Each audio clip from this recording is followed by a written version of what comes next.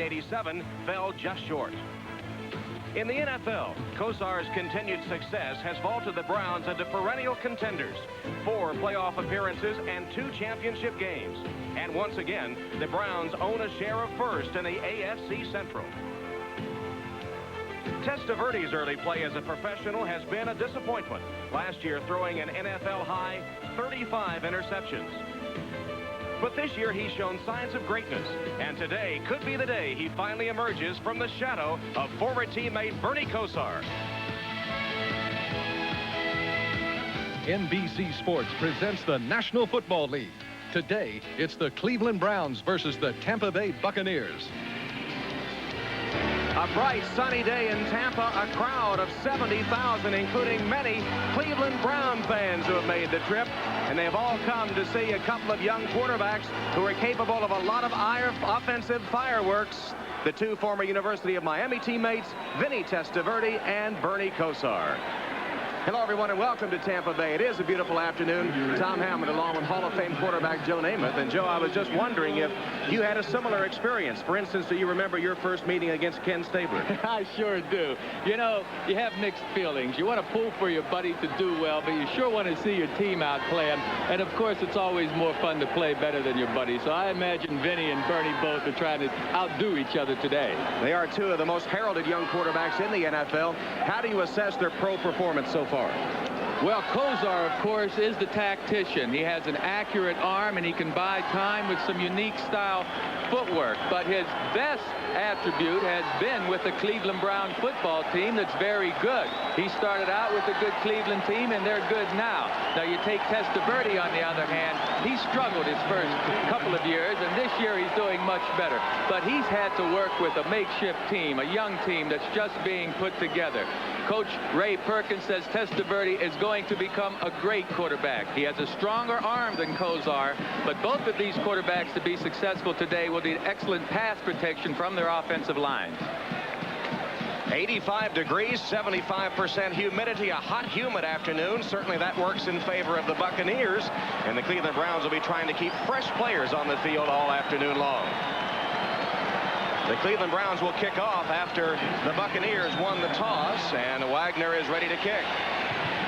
A low kick that bounces around and finally is taken by Donnie Elder.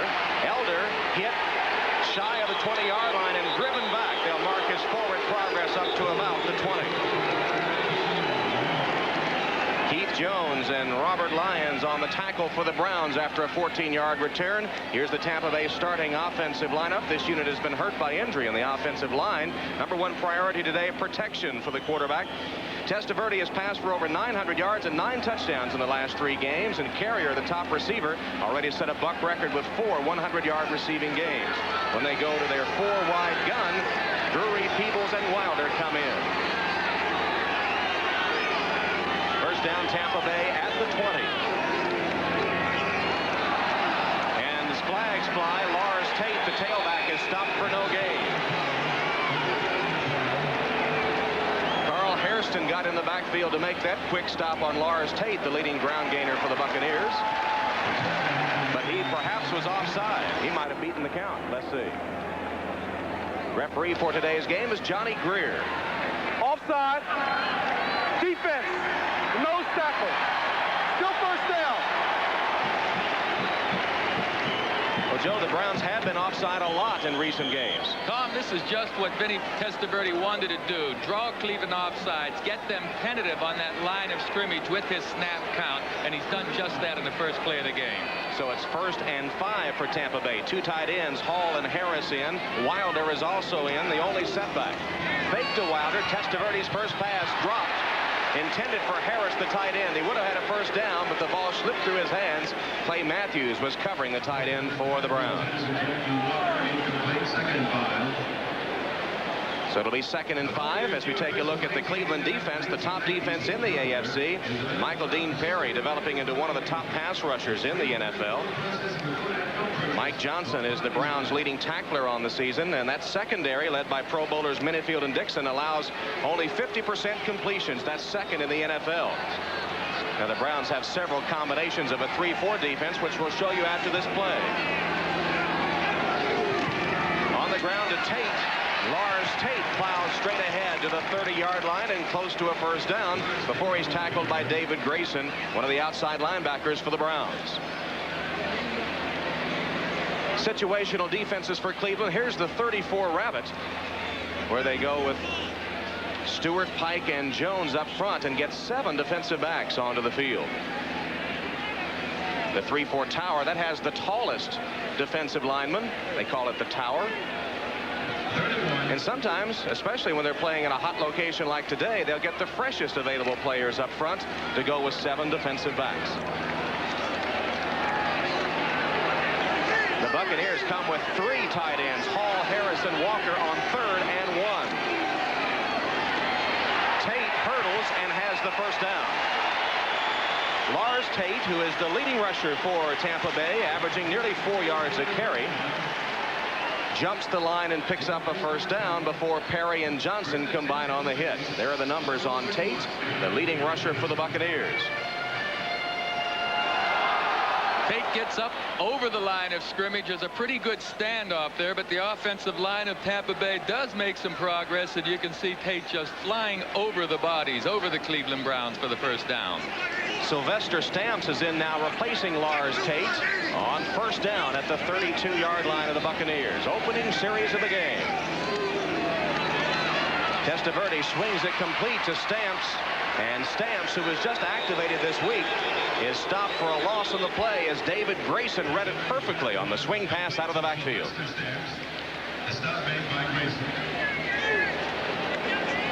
Well, they want to get the ball in Terrence Stamps' hand. He's been out with the broken hand, injured. He's their best broken field runner, what they call a jitterbug. And this play is specifically for Stamps to get outside, but such good pursuit by the Cleveland Browns doesn't give him a chance. You know, if he were one-on-one out there, he'd get some yardage. But these Browns gang tackle so well, they snuffed out the game. 12 minutes left in the first quarter, scoreless. This is the first possession for either team, the Buccaneers. Pass complete across the middle to Hall. Hall, the tight end, rambles to midfield. He was wide open in the middle of the Cleveland defense. He went for 18 yards before Thane Gash makes the tackle for the Browns. Well, you won't see this happen very much with Ron Hall. He's more noted for his blocking abilities as a tight end. Here he comes down on the right side of your screen, number 82. He just hooks up, and 2 Cleveland defenders ran into one another, and finally Gash can get up there and make the tackle. But Hall is in there primarily because of his blocking abilities, but obviously he's a pretty good pass receiver too. Looked good on that one. Tampa Bay, a much improved team this season despite their 3-5 record. From midfield, Testaverde swings it complete again. Lars Tate on the receiving end, and he gains about 4 yards. Excuse me, it was Stamps. Stamps out of the backfield again with his second reception. Well, they're going to keep trying that play until they make it work, I guess. That time he did get an offensive lineman out in front of him, but Stamps has the ability to break the long gainer, and that's what they're trying to do. This Tampa Bay offense did such a good job against Cleveland in the last exhibition game of the season, running the football, that Coach Ray Perkins and his team actually came into this game with a good degree of confidence. 7th play of the drive coming up, 2nd and 6. That's Stamps, who sets on a slot to the right and now goes in motion. And he didn't know where he was, and Vinny Testaverde has to burn a timeout. It was Stamps that appeared lost, Joe, and he was just activated this week and a little mixed up on the formation. Well, sometimes even the pros go right when they're supposed to go left. All right, scoreless first quarter. We'll return to Tampa in a moment. Big win. Share of first place in the AFC Central. Ray Perkins, as we said, has an improved Buccaneer team, and they've had some big wins. They've beaten Green Bay, New Orleans, and Chicago, but of course blown out a week ago at Cincinnati. Gash in motion. Testaverde with time. Has his man, Carrier, and Carrier all the way to the 25-yard line of the Browns. Thane Gash finally chases him down, but Carrier with a 21-yard reception, and the Buccaneers threaten here in the first quarter. Well, the most important part of this play is that pass protection up front. Look, Michael Dean Perry tries to loop around, and Harrison does. Perry can't even get off the line. Excellent couple of pass protection in the middle, and Carrier just outruns the defenders across the seams of the zone for the big gain. But as we mentioned earlier, the key to the success of the passing game for either team is going to be that pass protection. 42nd catch of the season for Mark Carrier, who has set the Bucs record with 4 100-yard receiving games this season. Testaverde again with time. Threw into coverage. The pass overthrown, and probably a good thing. Dixon may have picked it off. It was intended for Bruce Hill. Dixon and Wright were both there.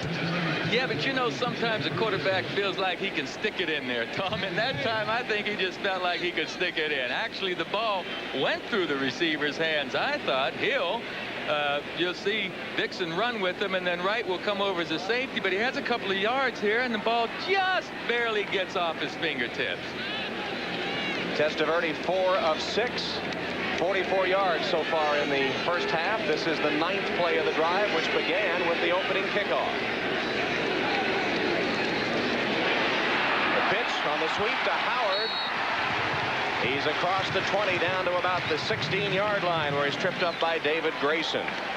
William Howard, the second leading rusher on this Buccaneer team, with 199 yards coming into the game. Detroit with a quick early touchdown at the Astrodome.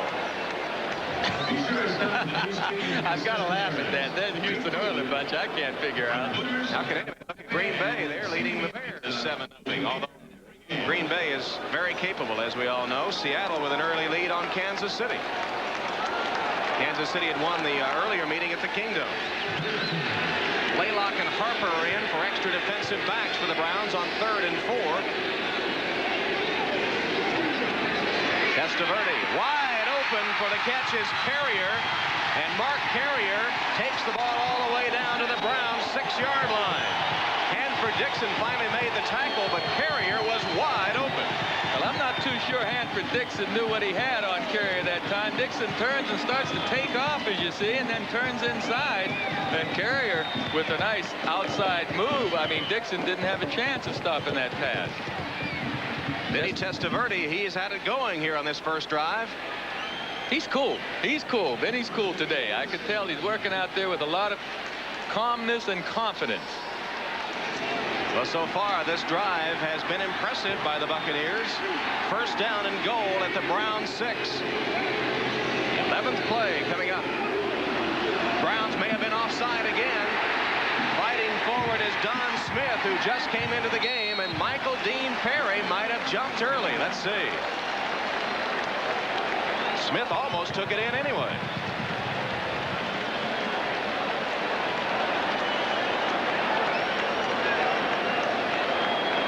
Be offside against the Browns. Yeah, but what do you do? I mean, it's second down and about 6 inches, or if you take the penalty, it's going to be first down and 3. Interesting decision. Yes, it is. I'd take the ball right where it is right 6 now. inches I away gotta from the believe. goal. That's right. I got to believe my team. Offside. Defense. It's declared. Second down. Yeah, I'd have to leave it in the hands of my offensive linemen to get 6 inches in at least 2 plays. And who knows, it's early in the game. If they don't make it in 2 plays, they might go for it on 4th down. 3 tight ends for the Buccaneers. Hall, Harris, and Walker. Howard is the fullback. Tate is the tailback. Lars Tate jumps again. He's got it.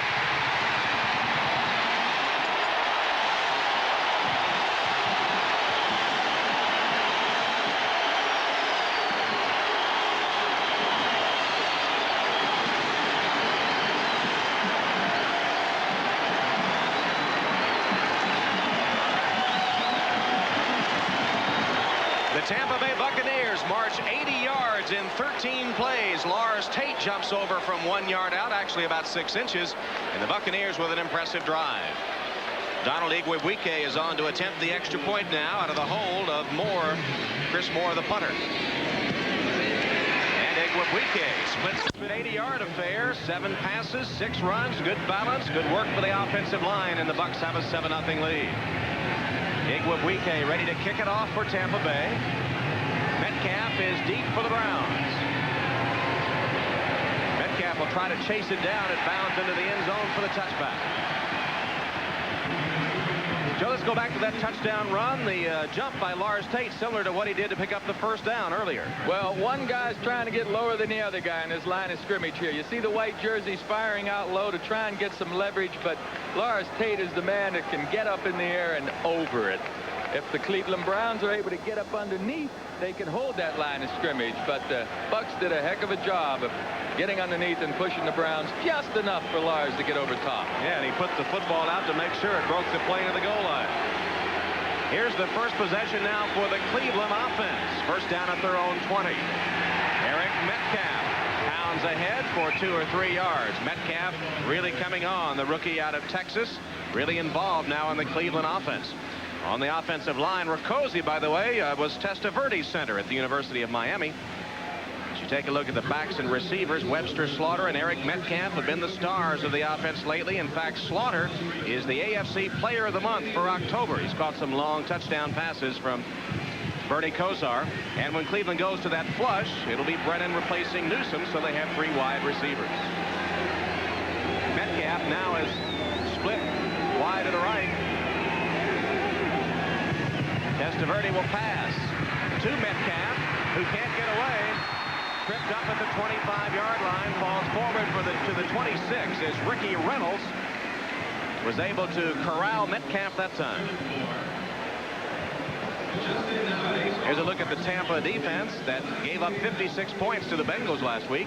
That front 7 sees a rookie starting at defensive end, Rondy Weston from Florida. Urban Randall, the team's top tackler. Murphy leads in sacks. In the secondary, Mark Robinson tied for the NFL lead with 5 interceptions. In the Tampa dime, Futrell and Elder replace a couple of linebackers. Brian Brennan is in the game for the Cleveland Browns. Tampa may have jumped off sides. Metcalf on the handoff is spun down for a gain of only a couple, short of the first down. But it appears that Reuben Davis jumped offside. So Metcalf applauds what will apparently be a 5-yard mark-off against the Buccaneers. Well, we mentioned earlier how Testaverde wanted to use that snap count to draw the Browns offside, to get them tentative. Offside. Defense. First down. Testaverde was able to pull the trick twice. Now watch Kosar give these snap signals. You see how hard he's yelling? He's trying to pull the defense offside, and he succeeded this last play. A quarterback will give a count with his regular voice, hut, hut, hut, and then he'll hit a loud one. Hut, hut, hut, hut. All you folks at home that were having. Excuse me. But that's the way it's done. Testaverde with a breather after directing that 80-yard touchdown drive. Here's Kosar now with a first down at his own 31. Play action. Kosar dodges one rusher, lets it go, and somehow completed it for a gain of 3 or 4 yards.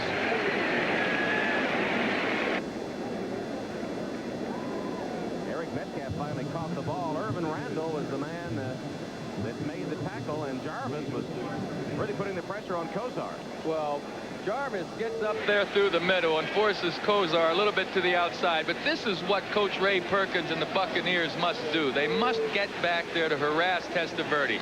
Take him out of his timing pass patterns and the deep ball to Webster Slaughter. They need a pass rush. So Kosar feeling the rush that time. There he is in that familiar staggered stance. Bernie Kosar. And it's a Metcalf. Nowhere to go. Fumbles the ball, but Kosar got it. All the way back to the 31-yard line. Kurt Jarvis met Metcalf at the line of scrimmage and popped the ball loose, but Kosar had it trickle right to him. Yes, but see, at the line of scrimmage, there's a standoff. These Bucs are winning the battle on the line right now. You see Dan Fike, 69, never gets off the ball. There's nowhere for Metcalf to go. I'll tell you something. These Bucs are confident they can win this game. And the Browns looked at that last exhibition game on film because Bud Carson wanted the Browns to know that they got whipped. And they know they got whipped in that game, playing the first string. So the Bucs have a lot of confidence in this game. Tillman and Brennan are in for the Browns. 4 wide receivers now. Brennan in motion. Kosar winds up and sends it deep. With a catch. And then the ball loose and out of bounds. Let's see what happens.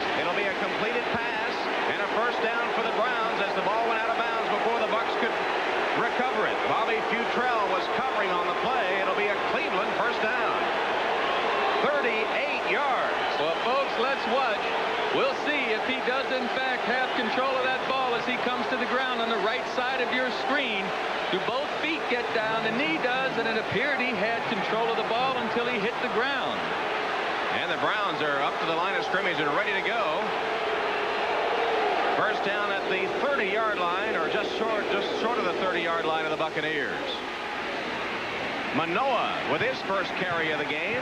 Fights his way inside the 30 down to the 28-yard line with Winston Moss hanging on for dear life. I'm a little surprised, Tom, that we didn't at least get a look at that from the replay officials, or some time spent on that play. I know Cleveland was in a hurry to get the ball snapped and possibly prevent that, but that's the kind of thing that should not happen. I mean, the replay people should have enough time to at least evaluate the play. For the Browns, Newsom and Tunnell are alternating, bringing in the plays from the bench. And in the backfield here, Keith Jones is in to replace Metcalf. It's Jones and Manoa in the backfield. Play action pass. Plenty of time. Kozar completes it in the flat.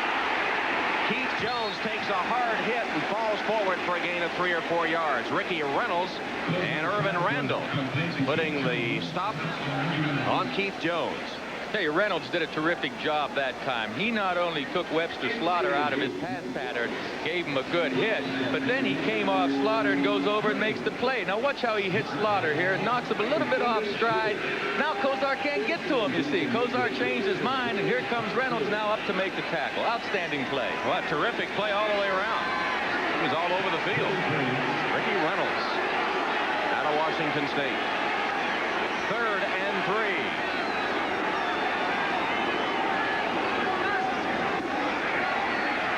Kozar has his man, Metcalf. Metcalf to the 5. Nice move. Touchdown.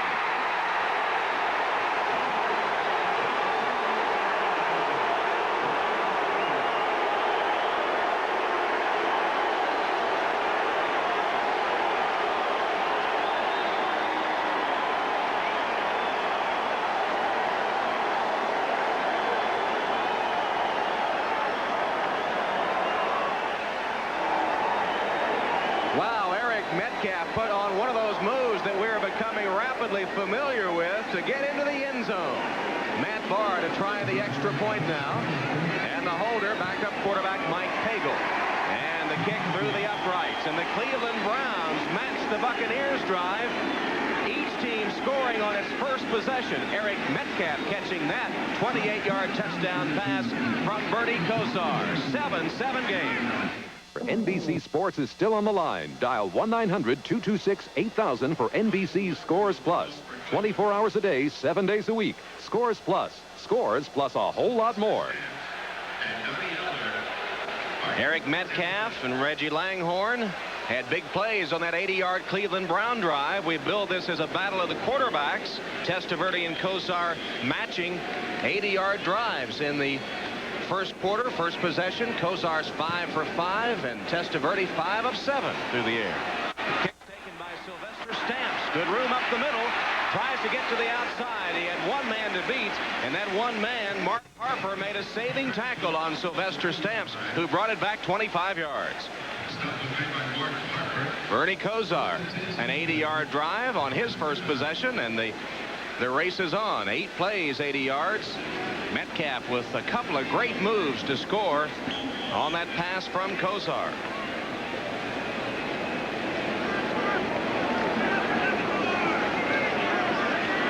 Gibson and Stewart in on the defensive line for the Browns now as they get some fresh bodies on in about 85-degree weather.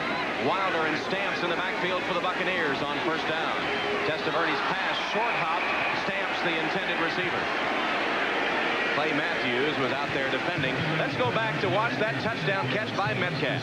Well, Metcalf just is going to outrun a linebacker. He'll slip out in the flat, and you'll see number 54, Irvin Randall, in the chase. There's no way a middle linebacker is going to keep up with Metcalf. Now watch these two moves. Boom, boom, and in the end zone. Wow, Eric Metcalf, what great moves he is capable of making. He can just stop so quickly and change direction. There he is, the very talented rookie who really has put a charge in this Cleveland offense the last 3 games. 2nd and 10. And Testaverde, again with Stamps heading in the wrong direction, has has to call a timeout. Well, that's 2 timeouts that Sylvester Stamps has cost the Buccaneers with his unfamiliarity with this offensive system. Ray Perkins down to his final timeout of the first half in a 7-7 game.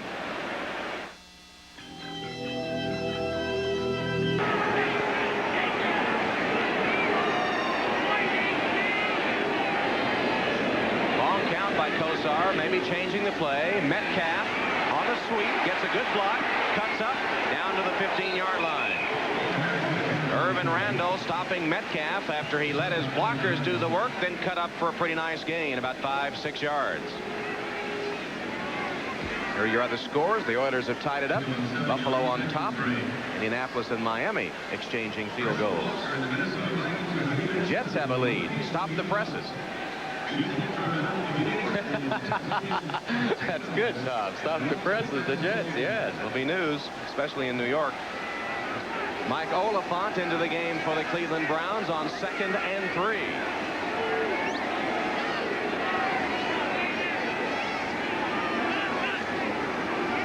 Kosar looks in the flat for Metcalf. He's covered, so he drills it in the center of the defense and completes it to his tight end. No, it was to Langhorne, excuse me. Langhorne just cut in front of Irvin Randall and made the catch. Down inside the 10. They'll spot it between the 8 and 9. Well, it's kind of a ho-hum. Where am I going to throw the ball for Bernie Kosar? Look at how much time he has back here. He wants to get the ball outside. He doesn't have a receiver, but now he has time to stand there, move over, and come to a wide open receiver. Pass protection. Either one of these quarterbacks get it, they're going to be good. 45 seconds left in the first quarter. 1st and goal, Cleveland. Pitch to Metcalf.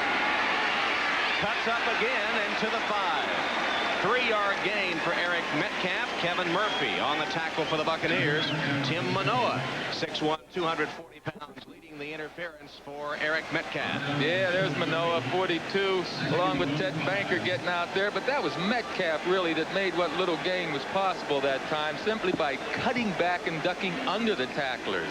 He's such an elusive runner. You really have to get your feet planted as a tackler and get a good base on you. Otherwise, Metcalf's going to go to his right or left and beat you. And that'll bring the first quarter to an end before we get another play off. Well, the Buccaneers drive 80 yards to take the lead. Cleveland answers. Now a turnover has put Cleveland with a chance to take the lead. The Raiders. Well, right there on the left of your screen is Sylvester Stamps, who right now is about as low as a snake's belly. I'll tell you why. He went the wrong way twice, and before that Testaverde interception, he dropped a pass that would have turned into a big gainer. By dropping that pass, he put Tampa Bay in that 3rd and long situation, and they end up with the interception. So Stamps is off to a horrendous start. And Minifield's interception and the ensuing Cleveland offense has given them a 2nd and goal from the 5. Langhorne in motion. Testaverde swings it to Metcalf, and he's driven back. Good defense for the Buccaneers that time. Ricky Reynolds was ready for the swing to Metcalf. He got there shortly after the ball did. Yeah, Reynolds react nicely, very nicely, but I'll tell you what, I think Webster Slaughter's going to come back and say, hey, I had that corner to myself, because Slaughter's going up the top of the screen where no one is there, because Reynolds vacated that area to make the play. So I wouldn't be surprised to see the Browns come back with a corner pattern. There's Slaughter, number 84. He's joined at wide receiver by Tillman, Brennan, and Langhorne. 4 of them on 3rd and goal from the 7. And the Bucs answer with their dime defense. Kosar for the end zone. Great catch. Lawyer Tillman, with only his 2nd pro reception, scores his first NFL touchdown.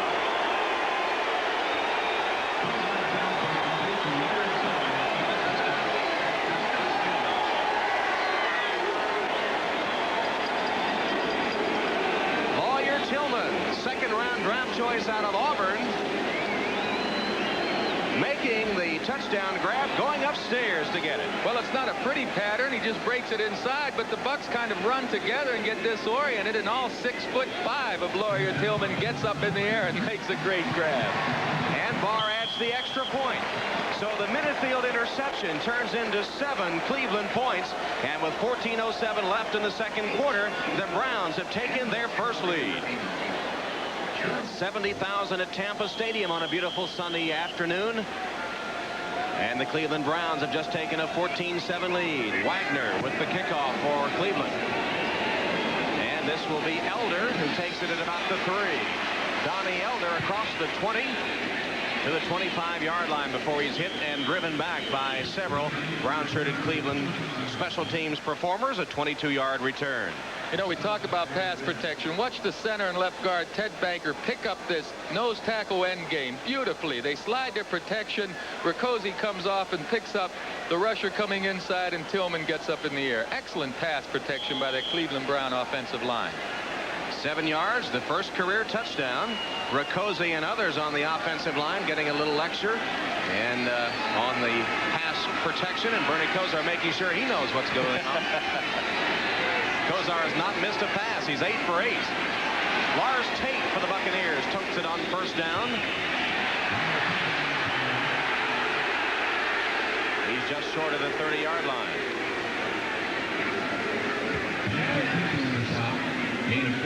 Let's take a look at our 10-minute ticker now. In that Buffalo-Atlanta game, we understand Deion Sanders has gone in to play wide receiver for the Falcons.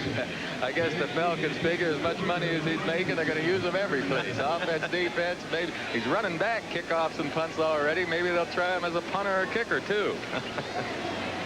A lot of close contests, it appears, in the early going in the NFL this week. Paul and Walker, 2 tight ends, are in on 2nd and 6. Testaverde has a first down. Bruce Hill with a catch at the 40-yard line.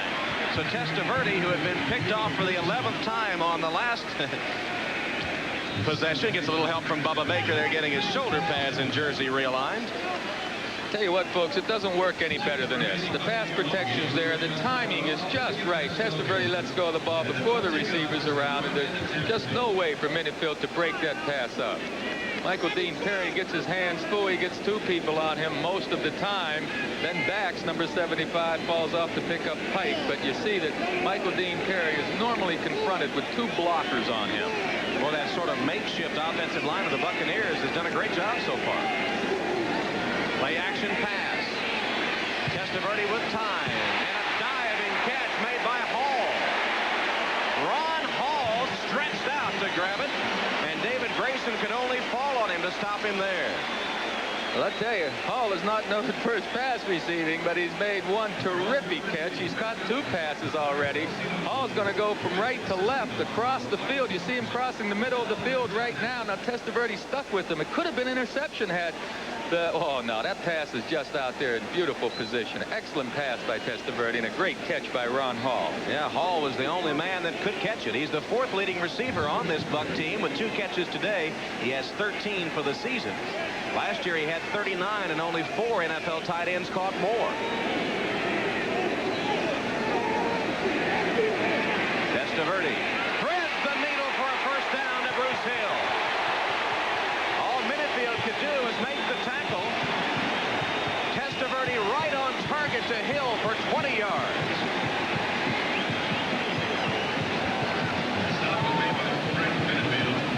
Sounds redundant, and it is, but good pass protection. These quarterbacks can thread the needle. Excellent pass in between 2 defenders right there, and Hill goes up high to make the catch. We're going to see a lot of points if these offensive lines continue to block well in that passing game. Tell you what, both offensive lines doing a job, and both quarterbacks, too, other than the one errant pass by Testaverde, which may have been the receiver's fault. He's been right on the money, as has Bernie Kosar, who hasn't missed a pass in the first half. First down and there's the 3rd timeout, and that is the final timeout for the Buccaneers. Once again, a mix-up in the offensive set. Ray Perkins has seen Sylvester Stamps, the new man in the lineup, cause some problems. He's not happy with wasting his timeouts on mix-ups on the offensive set. We'll take a timeout with 10:34 left in the first half, and the Browns on top.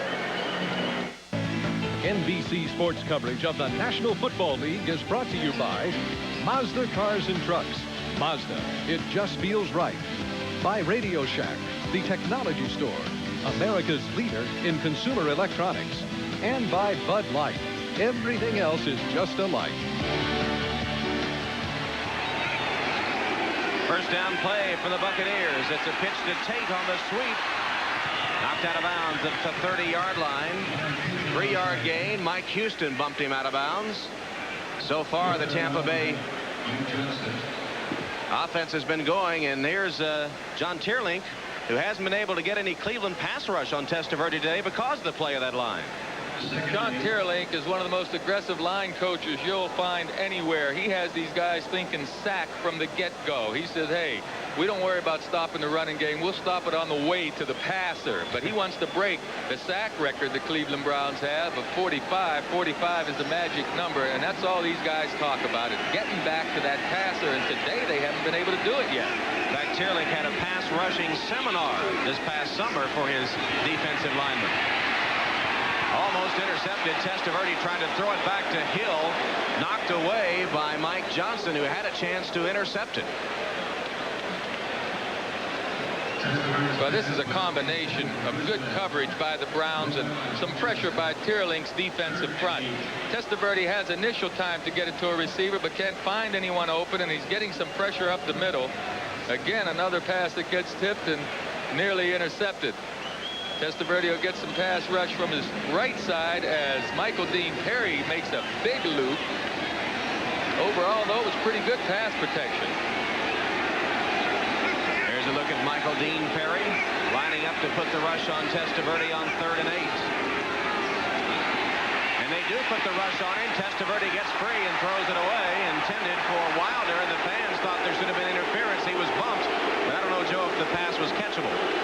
Michael Dean Perry was indeed putting on some pressure, as was Bubba Baker. Well, I'll tell you, Testaverde did a wise thing there in being able to get rid of the ball, because had he not gotten rid of the ball, this would have been a longer field goal attempt coming up. Testaverde once again gets initial time, well, not a lot of it, and then just gets the ball away. He could have run the ball, too. Of course, you don't get a second chance on most plays. This will be a 47-yard field goal attempt by Igwe Wike, who has hit 10 of 12 field goals this year, as long as 52 yards. Hit the upright and bounced back. He had the distance, but just off on his aim by a matter of inches. So the Sunbaked crowd will see the score stay the same as Igwe Wike just misses that field goal attempt.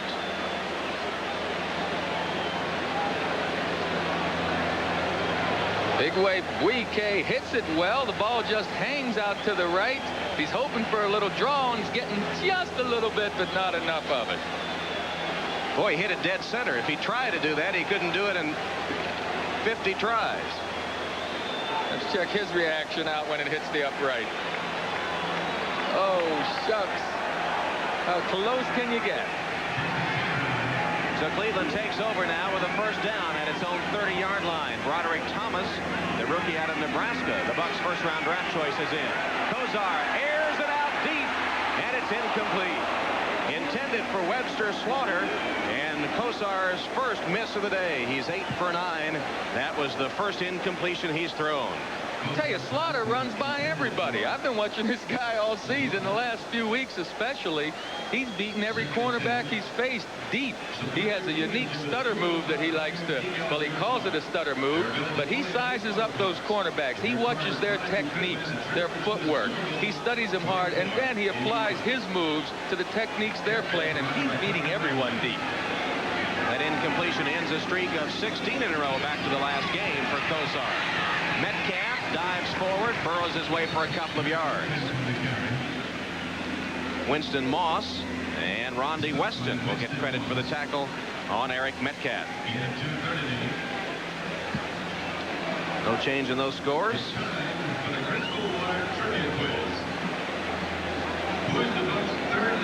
You're talking about Webster Slaughter. He and Kozar, the last 2 games, have combined for 3 long touchdown passes.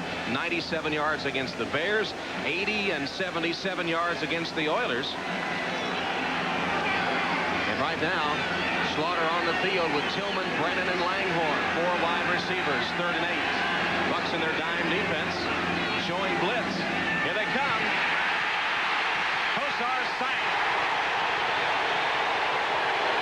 Rodney Weston, the rookie out of Florida, with Mark Robinson coming on the blitz, will get credit for the sack, the first of the game. Sean Lee also in there too, as the Bucks threw everything at Kosar that time. Well, the Bucks brought the safety up on the line of scrimmage, and they were just outnumbered on the right side. Here you see the safety come clean and get through there, and then Weston is credited with the tackle as he fought through the block over there of Paul Farron. Good defensive strategy that time. The Browns didn't appear to be expecting a blitz. Here's Wagner's first punt of the day. Willie Drury is deep and backpedals to take it at the 21-yard line.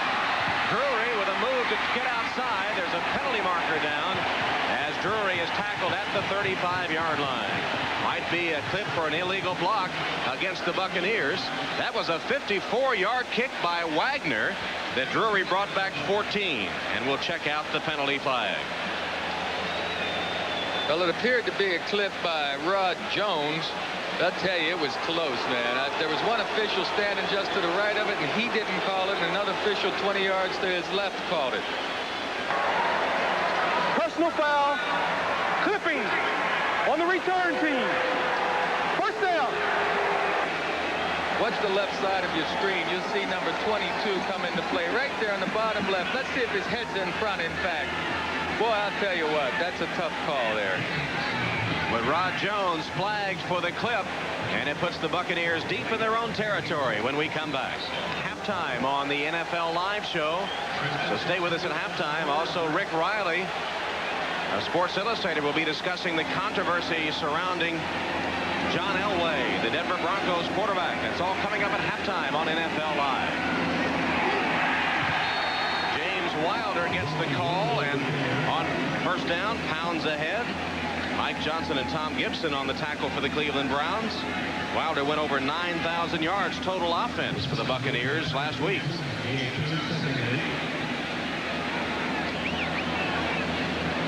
So Rick Riley of Sports Illustrated will be discussing the controversy between John Elway and the Denver Press, an ongoing story in that Rocky Mountain city. And that'll be coming up at halftime on NFL Live.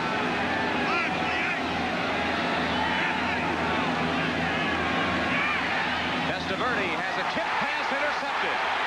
Intercepted by the Browns. Mike Johnson tipped it. Felix Wright scores.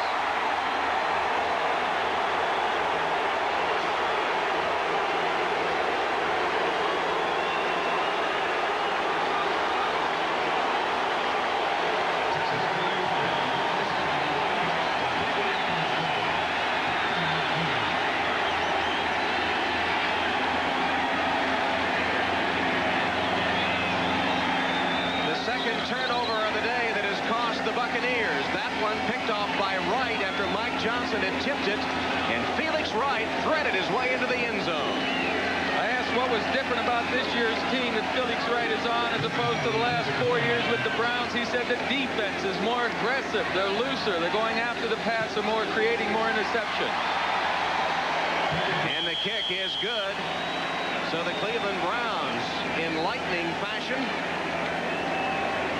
turn a Testaverde interception into 7 points. Well, the ball's going to get tipped here. Pass protection is not bad, but Testaverde gets this pass tipped by the linebacker. I wasn't able to pick up his number. Mike Johnson tipped it, and the rest of it is Felix Wright making a good run, keeping his balance. Testaverde getting over there, but Hanford Dixon applies the block. One more look, and we'll see that tipped pass by Mike Johnson and Felix Wright. There's Mike Johnson just tipping the ball up in the air. You know, had Testaverde had a hair longer, another split second, maybe he could have waited and gotten the ball in there. But that pass rush is what Felix Wright was telling us about. It's creating more turnovers in the secondary form. And look at that block by Dixon, enabling Wright to get into the end zone. Felix Wright takes it back for a touchdown. And the Cleveland Browns extend their lead to 21-7. The 12th interception of the season, second of the day for Vinny Testaverde. Now what Testaverde has to do is keep calm, absorb what's happened, understand why he had those interceptions, come back to the things he feels good with. That's why I like quarterbacks calling their own plays. Testaverde could come back with a play that for sure he has confidence in, but he's going to have to wait on the coach. Ray Perkins says that it'll be another year or so, and Testaverde will be capable of calling his own plays. That kickoff is still loose, finally picked up by Elder. And Elder is tackled at the 12-yard line. Things falling apart in a hurry now for the Buccaneers. Elder finally picked up that elusive pigskin and could only get 4 yards on the return. But Cleveland Brown fans will be anxious to see how the Cincinnati Bengals do in the second game of our doubleheader as they take on the LA Raiders, a rejuvenated Raider team under Art Shell. And some of you will see Pittsburgh against Denver. That's the second half of our NBC doubleheader coming up later today. Testaverde set back deep in his own territory again, just short of the 12-yard line, now trailing 21-7. After Wright's interception for a touchdown.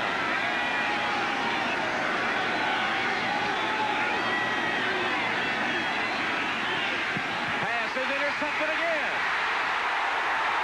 Gash gets in on the act for another Cleveland touchdown. Thane Gash timed it perfectly, picked it off, and sprinted untouched 15 yards into the end zone.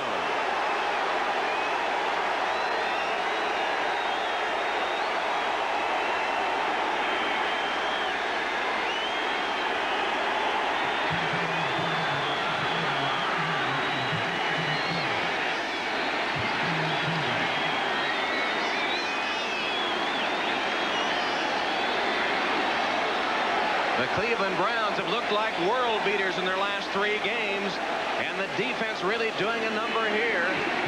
Barr will try to make it 28-7. And he's got it. Back-to-back interceptions for touchdowns off Vinny Testaverde. Testaverde's got to be wondering what's gone wrong as the Browns strike quickly with their defense. Well, Thane Gash, on the top left-hand side of your screen, you'll see him come into play. Watch, he's going to read and come over here right now on the top of your screen, break right in front of the receiver and make the interception. Testaverde never saw Gash. Gash read Testaverde all the way. There you see Gash on the right side of your screen, number 30. Now he's going to eye Testaverde. See him looking nice, sees the receiver, and then he reads that pattern. He runs the pattern better than Carrier did that time. Well, Bud Carson, known as a defensive genius during his days as an assistant coach. Thane Gash and the others on this Brown defensive unit, really an excellent striking force. They have been able to put points on the scoreboard in numerous games this season. And an attacking defense. There's Bud Carson, and he told us he spent most of his time with the defense because that's his specialty, and he didn't want to waste all that knowledge he had built up over the years. It has certainly paid off for them this season. The kickoff taken by Elder. Elder stopped at the 25-yard line. Robert Lyons on special teams making the Cleveland tackle after a 17-yard return. So 3 Tampa Bay turnovers in a space of 9 minutes have resulted in 21 points for Cleveland, and the boos ring in the helmet of Vinny Testaverde as he returns to the field. Well, that feels awful, too. I know from personal experience, when you're hearing 70,000 people boo, and you know they're booing you and your performance, it's not an easy thing to handle. Fortunately or unfortunately, Testaverde's been through this before, so I think he can deal with it. Do you try to strike quickly and get some points here, or do you go back to your game plan? What's going to be tough is Cleveland knows that Tampa Bay needs a lot of points to keep up with them now. So Cleveland and John Teerlink, their defensive line coach, is going to be coming hard. They're going to disregard most of the running game that Tampa Bay has and pay attention more to the pass protection of Testaverde and try to harass him. Turnovers against Cleveland usually means Browns points on the board, as that defense really takes advantage of miscues, and the offense also very capable of turning turnovers into points. Teerlink has to be happy with the turn of events here. the Browns have struck quickly for 21 points off Tampa turnovers. That pass by Testaverde intended for Carrier is short of the mark as Vinny goes down on his backside. Let's go to Bob Costas now for an update. All right, Tom, at Foxborough, the Jets now lead New England 14-3 in the second quarter. Their second touchdown of the day, Ken O'Brien, protected well. A 35-yard strike to JoJo Townsell, who makes the nice tumbling catch. The Jet offense has produced more touchdowns in this first half than in the previous 5 weeks. They lead 14-3. Here in Tampa Bay, the Buccaneers trailing 28-7 with 6.5 minutes left in the first half and facing a 3rd and 6. Testaverde in the shotgun.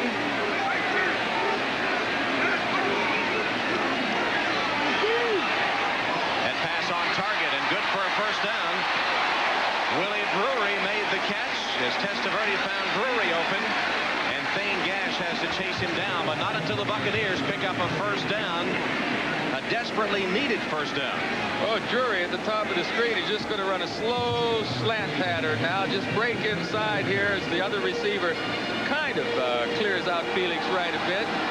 Cleveland's giving those underneath passes right now, Tom. They don't want the long bomb to hit him. They want to get pass pressure back there, not pay much attention to the run, but don't give up the long bomb now. From the 45-yard line of the Buccaneers, a first down. Testaverde across the middle, complete to Howard. Howard has another first down just short of the Cleveland 40. William Howard, all 240 pounds, rambling ahead for a gain of 14 before he's tracked down by Mike Johnson. Sure, Howard, the fullback, comes out underneath. You'll see him slip underneath the coverage. Look how that secondary is backing up. Now underneath, there's Howard inside the linebackers. The linebackers are taking deeper drops too. Once again, I don't think Cleveland's too concerned with those short passes right now. They have a 21-point lead. They know that Tampa's got a long way to come back. Their main responsibility is not allowing Tampa to have a quick score. First down at the Cleveland 41. Testaverde again with good protection, and he has a man inside the 20, down to the 10. Hall, the tight end, caught it on the fly and took it to the 9-yard line. David Grayson stopped him, but it was a 32-yard gain. I'll tell you something. The last couple of days, all they've been talking about to me about Ron Hall is how good a blocker he is. These guys didn't tell me this man can run and catch, too. Top left-hand side of your screen, you see number 82 out running Grayson, the linebacker. Perfect pass by Testaverde, and I'm surprised that Hall's able to hold on to that football. That was a nice job by David Grayson trying to rip it out of his arms. 3 catches for 57 yards today for Ron Hall. 4:20 left in the half. Tampa Bay with a first and goal at the Cleveland 9.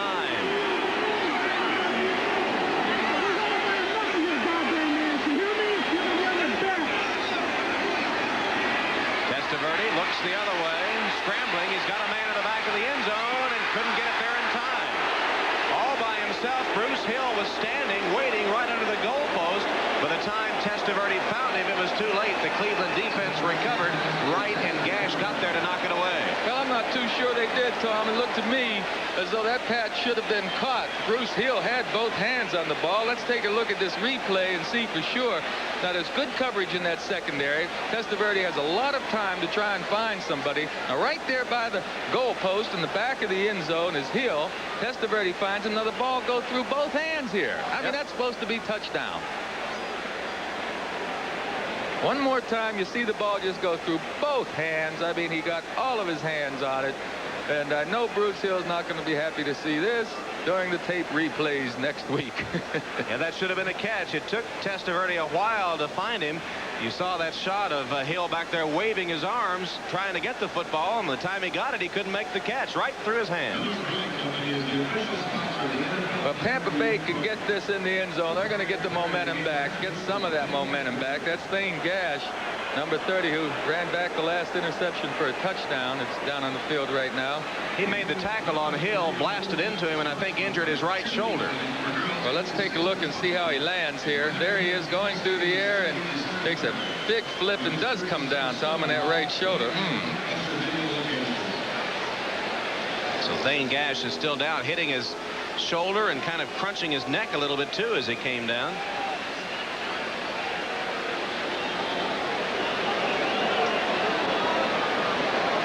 Gash, in his second year out of East Tennessee State, a 7th-round draft choice, who's been a pleasant surprise for Bud Carson and his coaching staff as you look at the tickers.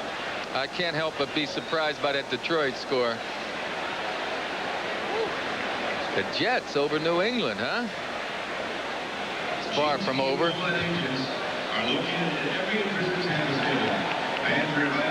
Well, they're bringing the stretcher out now for Thane Gash. You know, I was looking at that ad we have about the NFL show live at halftime, and Tony Eason and going to the Jets. I can't believe the Jets are seriously considering taking Eason. I know Eason demands a big dollar. Kenny O'Brien is the #1 quarterback and has a lot of years left. He just needs some help with that team. Eason, I don't believe, wants to go to a team that he knows won't be starting, so I think this is some kind of a smokescreen. I think the Jets right now are trying to get the attention away from their dismal season and get people focused on the Eason situation. Well, you saw Eddie Johnson taking a look at the down Thane Gash as Bud Carson over on the sideline. Watch the replay again. Here is where Thane Gash was injured as he recovered to hit Bruce Hill and then falls on his shoulder and neck as he comes to the turf. And see his head bent under there? See it just beside the official's arm. Gash. He appears all right here, Tom. You know, I mean, he knows he's hurt something there, but he's unbuckling his helmet. He's all right, I think. They're going to be very cautious. Anytime your shoulder or your neck has a potential injury, they're very cautious with you. But he appeared to be all right. Getting the backboard there to get it under him. They don't, anytime you have a spinal injury or the potential of a spinal injury, you don't want to try to pick them up, so they'll slide that board under him. Is this a real downer for your teammates when they see a player be injured and not be able to bounce right back up? Turns your stomach. I mean, it just like somebody takes a fist and hits you right in the midsection. I mean, your stomach turns, you feel sick. You can't help but hoping the guy's all right. Now look at these guys from the Browns. Of course they're concerned. Coach Carson's concerned. The Tampa Bay Bucks are concerned. Even if a guy's on the other team and he's down, players are always concerned. It goes further here than just who will take that position. As you see, Bud Carson had come all the way over from the sideline to check on Gash. The Buccaneers, as you said, a bit subdued too, even though that's a member of the opposition. Well, it's one thing that crosses every player's mind before every game. That's the injury phase of it. I know you're standing in that tunnel waiting for those introductions. It crosses your mind. Every game you know that you could get blindsided. A freak accident can happen. You never know for sure how long you're going to last in this game. And each and every one of those players realize this. And Gash had been on his way to a good game, too, with a 15-yard interception for a touchdown. Gash, who was also on the East Tennessee track team in his college days, sprinted and competed in the long jump. Lettered in football, basketball, track, and baseball back in high school. 7th-round draft choice, who has been a good addition to this Brown defense. Hope you'll stay with us for the second half of the doubleheader today. A couple of good games to bring your way. Should be an excellent matchup between the Cincinnati Bengals, who share first place with the Browns in the AFC Central, against Art Shell's L.A. Raiders, who I think are 3-1 since Shell took over as head coach. They have a newfound enthusiasm out there with the Raiders because of Art Shell. They got some good play out of Steve Berline last week. Of course, he got hurt, so I'm interested to see how Jay Schrader will do with the Raiders against Cincinnati. And Bo Jackson, of course, has been on a tear for the L.A. Raiders, so most of you will see Cincinnati against the Raiders. Others will see Pittsburgh against the Denver Broncos, and John Elway embroiled in that controversy in Denver. This telecast presented by authority of the National Football League and intended for the private use of our audience. Any rebroadcast or other use of the telecast without the express written consent of the Tampa Bay Buccaneers and the National Football League is prohibited. This game is the property of the NFL, the Cleveland Browns, and the Tampa Bay Buccaneers. All rights reserved. Thane Gash still immobile on his back in the end zone as they slide the backboard under him, keeping his head and neck immobile at the moment. The one good sign, as you pointed out, Joe, was that he was able to reach up and at least try to unsnap his chin strap. Yeah, he appeared to certainly have his facilities about him, but boy, I know none of us, you folks at home, All of us here in the stadium certainly do not like to see any of these players down on the field. Frank Minifield, one of the secondary members, along with Gash, and Hanford Dixon comes over, and you can tell the concern on their face.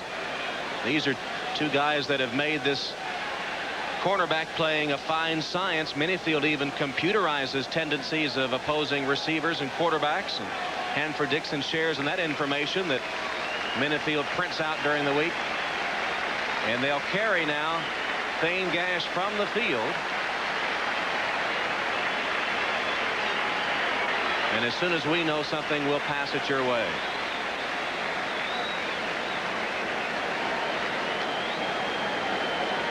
In the meantime, we'll bring you up to date on other scores around the NFL.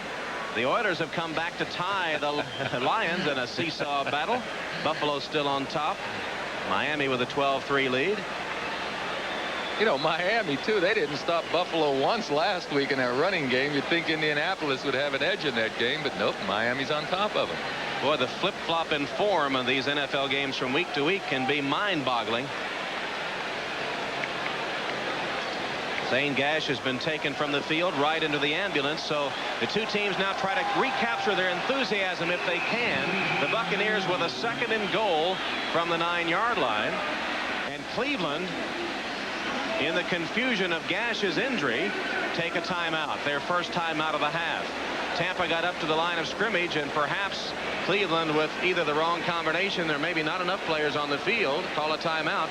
And Mike Johnson comes over to discuss the situation with Bud Carson.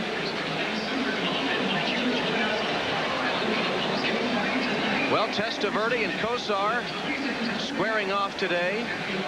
Kosar's hit 8 of 9 for 2 touchdowns. Testaverde 11 of 22, 156 yards. The bad thing is 3 interceptions. So Kosar winning the battle of the former Hurricane teammates. Testaverde has amassed more yardage, 183 yards in the total offense scheme, 156 of those in the air. Cleveland with 99 yards total offense, but of course 2 of the 3 interceptions were returned for touchdowns. 2nd and goal, Tampa from the 9-yard line. Testaverde with plenty of time. Threads the needle to Wilder for the touchdown. James Wilder, known for his running, but an excellent receiver, too. In fact, Tampa's all-time #1 receiver. That's his 406th career catch. He beat Robert Lyons, the linebacker, and got it into the end zone for the Tampa touchdown.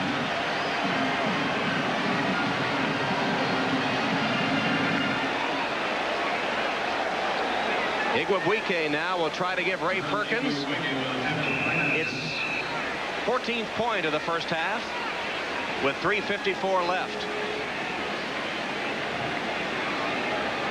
Even the crowd didn't cheer much. I guess a combination of the injury to Gash and the fact that their Buccaneers, after being in the game early, find themselves down by a ton.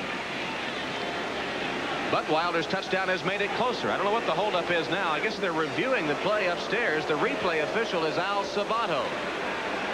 Well, Testaverde showed a lot of calmness here, a lot of cool. You see, he can't find a receiver. Now he'll move around the rush a little bit, and then there's Wilder breaking across the center of the screen, and Testaverde gets it to him on target. His knee did appear to hit the ground at about the 2 or the 1 yard line, but the ball appeared to be over the plane of the goal line. So let's take a look. Watch that right knee of his. Let's see if it does hit the ground before he gets to that end zone. Well, that knee is clearly down, and I'm not too sure that ball was over the plane when it hit. So the ball actually should be spotted at about the 1 yard line, where his knee goes down right at the 1, and he's not across, or is he? It's hard to tell. Well, that's what's hard to tell. Where is the ball at the time that knee hits? Because if that ball breaks the plane before that knee hits, it's touchdown. Difficult from those angles to see if the ball had broken the plane before the knee went down. Meanwhile, the latest word on Thane Gash, as they put him into the ambulance, he was conscious, he was aware of what was going on, and he was moving everything. Good news on the injury to Thane Gash. One more time, we'll take a look at this replay. That's Wilder running across the field. Now let's see if we can see where the ball is when that right knee hits the ground. The ball is in his chest. After further review, the play stands. Touchdown. Oh boy, if I were home in Cleveland, I wouldn't buy that. That ball was still in his chest when that knee hit the ground. It certainly didn't look. Can we see that last replay again, folks? We'll see it later on. But that ball was not over the plane of the goal line when his knee hit. Igwebuike for the extra point. It's good. So a controversial play. Should it be down at the 1? Should it be a touchdown? Where is the ball when the knee touches? That's the key point. Well, it is a touchdown now, but I promise you, look at when that knee hits, that ball is still in his chest. Look at that. Now, I just don't believe it's over the goal line, but hey, it is. It's touchdown. It's on the board. It's now 28-14. And I'm sure what the replay official said was, from the angles, it was inconclusive whether it was down or not. It looks a little better for a touchdown from that angle. So I'm sure the ruling will be inconclusive replay evidence, and the touchdown stands as called on the field. Well, the Browns' mistake in this last drive was giving up that one long pass play. We had talked how the Browns should lay back and make Tampa Bay complete the underneath passes, not let them get a quick score. And then we saw Grayson get outrun by Hull, the tight end, for the long gainer. The Browns chose to play a coverage in the secondary where they only had 2 safeties, so the middle of the field was wide open, and it turns out to be a bad call. Testaverde getting a little cool air over on the Bucs bench after directing a 75-yard drive. 6 passes and 1 run to cover the 75 yards. And now Igwebuike will kick it off. Eric Metcalf is the deep man for the Browns. 28-14, the Buccaneers getting back into the game. Metcalf at the 5. Got ahead of steam. Dragged down at the 30-yard line just before he burst through a seam. Donnie Elder made the tackle. 26-yard return by Eric Metcalf, the talented rookie out of the University of Texas, and the son of a former NFL great, Terry Metcalf, who was an all-pro running back with the Cardinals and the Redskins. In just his first year, Eric Metcalf has become one of the most exciting players in the entire NFL. He's had some moves, those stop-and-go moves this season that have been beautiful to watch. One of those went for a touchdown earlier in this game, the first by Cleveland. 28-14, 3:45 left in the half. Kozar will pass on first down. Wide open is Langhorne, and Langhorne gets about 9 yards before he's shoved out of bounds by Mark Robinson. Bernie Kosar on the afternoon now has hit 9 of 10 for 95 yards and a couple of touchdowns. Number 51 on the bottom of your screen is Broderick Thomas, the #1 draft choice of the Bucs. Now, he hasn't really matured as quickly as the Bucs would have liked to have seen him play. Of course, he missed most of training camp, so he's not developed into the dominant player that the Bucs had anticipated when they drafted him. 2nd and 1. Metcalf is wide to the right here. 2 wide receivers to the left. And the running play to Manoa. Stopped at the 40. He only needed a yard, and he didn't get much more than that.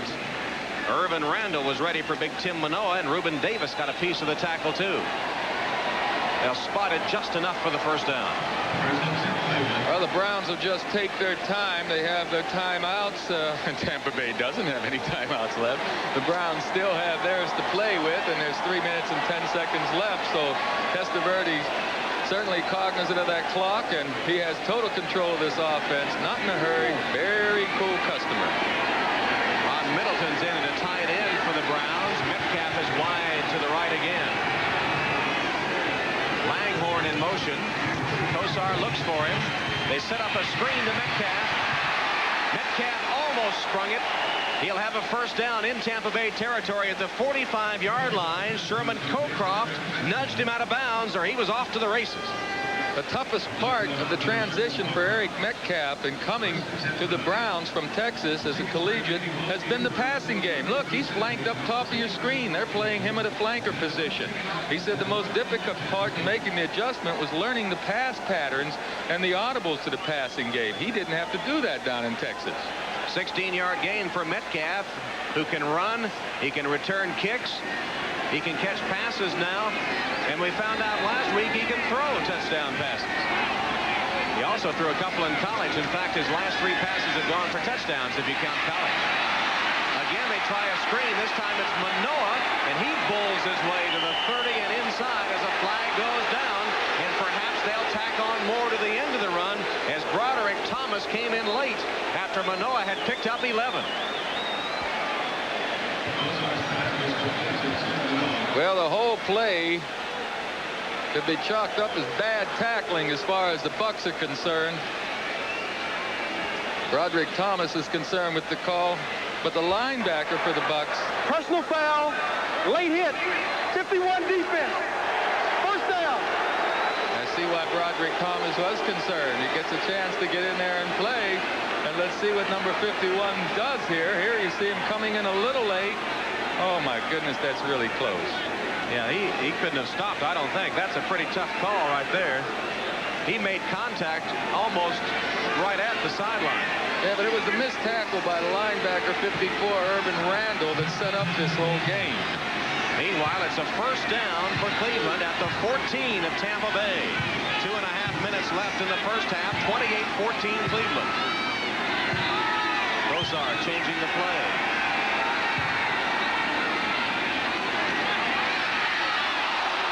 And the pass is intended for Webster Slaughter, and interference will be called. Reynolds says, no way.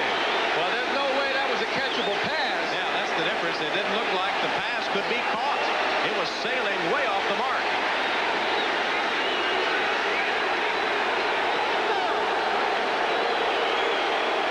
Well, you take a look at it, folks, at home. Could he have caught this pass? It's high and behind him a good couple of yards. Now can he make that adjustment? He can't reach that ball, and the ball's on by him. By the time that Reynolds makes contact, I thought that was a poor call. That was not a catchable pass. But it will be spotted inside the 5 at the 4-yard line, and the Browns will have it first and goal there. Well, the Browns have gotten an assist on a couple of calls during this drive. Tampa Bay 4 penalties for 40 yards. Newsom, Tunnell, and Middleton, 3 tight ends, come in on this goal line situation. Ball at the 4, first down Cleveland.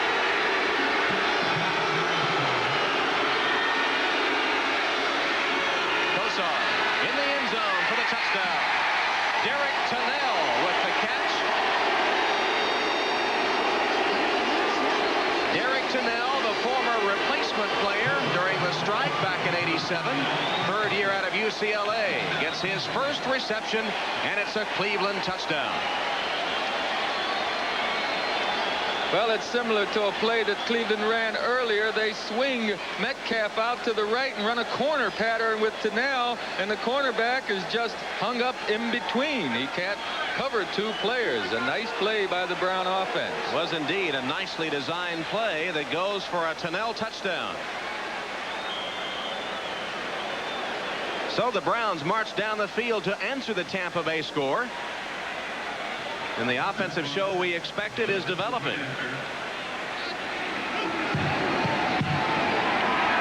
Barr's extra point is good. And maybe the 56 points the Bengals scored against the Bucs last week is in danger. That's 35 in the first half for the Cleveland Browns. It's 35-14. We'll take another look at the touchdown here. Kosar has his pick to your left side of the screen. Metcalf swings out, and then Kosar goes downfield to Tunnell. There you see number 20, Odie Harris. He just could not cover 2 men. And does Bernie like it or what? Yeah. 35 points in the first half. That should make any quarterback happy. That's right. They're on pace for 70. And Kosar may be getting an early rest of the day off if this trend continues. Well, the Bucs gave up 33 points in the second half last week, 35 in the first half here. The defense is crumbling around Ray Perkins' ears. 70 yards in 5 plays, a minute 28. but an assist to a couple of calls there, controversial calls that hurt the Bucs. And it's not all the Bucs defense. I know they're playing poorly, but not as poorly as the number of points that are on the board. Of course, we had the 2 interceptions returned by Thane Gash and Felix Wright that have added to that 35 points. But the Bucs aren't that bad a defensive team. Elder sort of stopped. I don't know what happened there, and then is driven back. Michael Dean Perry, Marlon Jones down on special teams. Jones drove him back after Elder returned it 14 yards. Well, at halftime, Bob Costas and OJ will take you through all the scores and highlights, and then we'll get into that John Elway controversy. He's been battling with the media, and Rick Riley will be here to discuss the controversy between John Elway and the Denver press. That's all coming up at halftime on NFL Live. Boy, I've had some times with the media over the years, especially when I was playing ball, Tom, and it's tough for a player to take all the criticism he takes from time to time. It's really testy. I don't think anyone likes reading derogatory things written about oneself, so it's very difficult for Elway and all the players to deal with. Testaverde steps up and completes it to Lars Tate. Tate has a first down, and he's across the 35 to the 37-yard line as we come down to the 2-minute warning. 15-yard gain and a Tampa Bay first down. And the clock will stop for the 2-minute warning here at Tampa Stadium. Cleveland leading 35-14. But this is just a fine play by Lyons. Watch him dive over here. Now, he has his left arm possibly on the back, but it wasn't picked up. I thought that was a terrific defensive play. A minute 50 seconds left, but Tampa Bay, without their timeouts, are going to have to really hustle things up if they complete another pass inbounds. Buccaneers had to waste all 3 timeouts due to misconnection in their offensive formations. So they're without any timeouts now. Testaverde just diverts the pressure and throws it incomplete, intended for Bruce Hill. Felix Wright was coming on the blitz. Testaverde just unloaded it before he went down. Yes, big Robert Banks was in there too, a Plan B free agent from Houston that signed with Cleveland this year. Testaverde's getting knocked down now on nearly every pass play, and if that continues by the end of the 3rd quarter, Testaverde won't be wanting to call any pass plays. He's big and strong, 6'5", 215 pounds. Early in the game, his offensive line was giving him good protection, but the Browns starting to stunt and blitz and starting to get to Testaverde. 3rd and 10. You see the clock.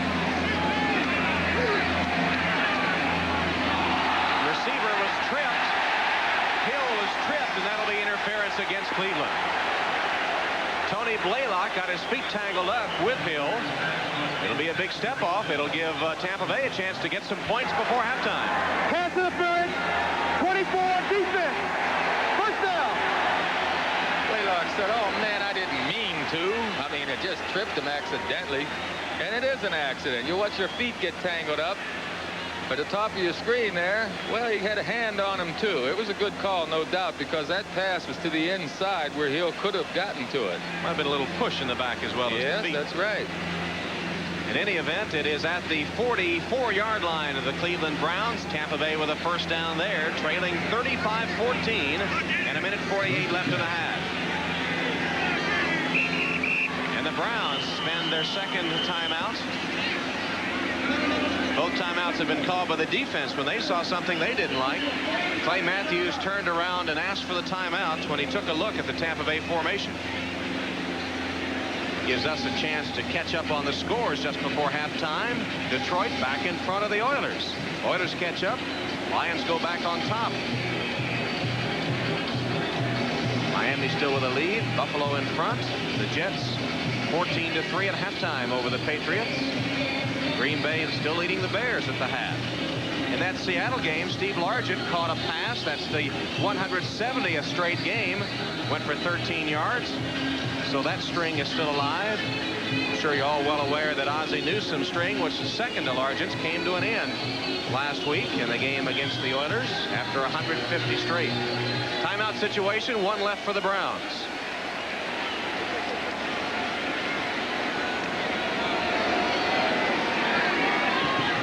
From the 44 of Cleveland, this is a first down play.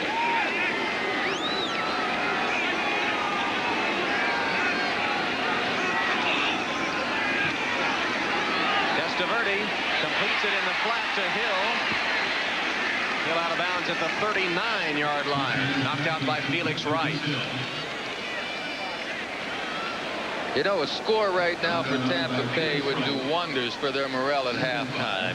I know they're behind by a good bit here, 3 touchdowns anyway, but if they can get on the board, that whole halftime atmosphere will be a positive atmosphere as opposed to going in there 35-14 down. But you saw just how tough a defense they're facing. This is a 2nd and 5 play for Ray Perkins.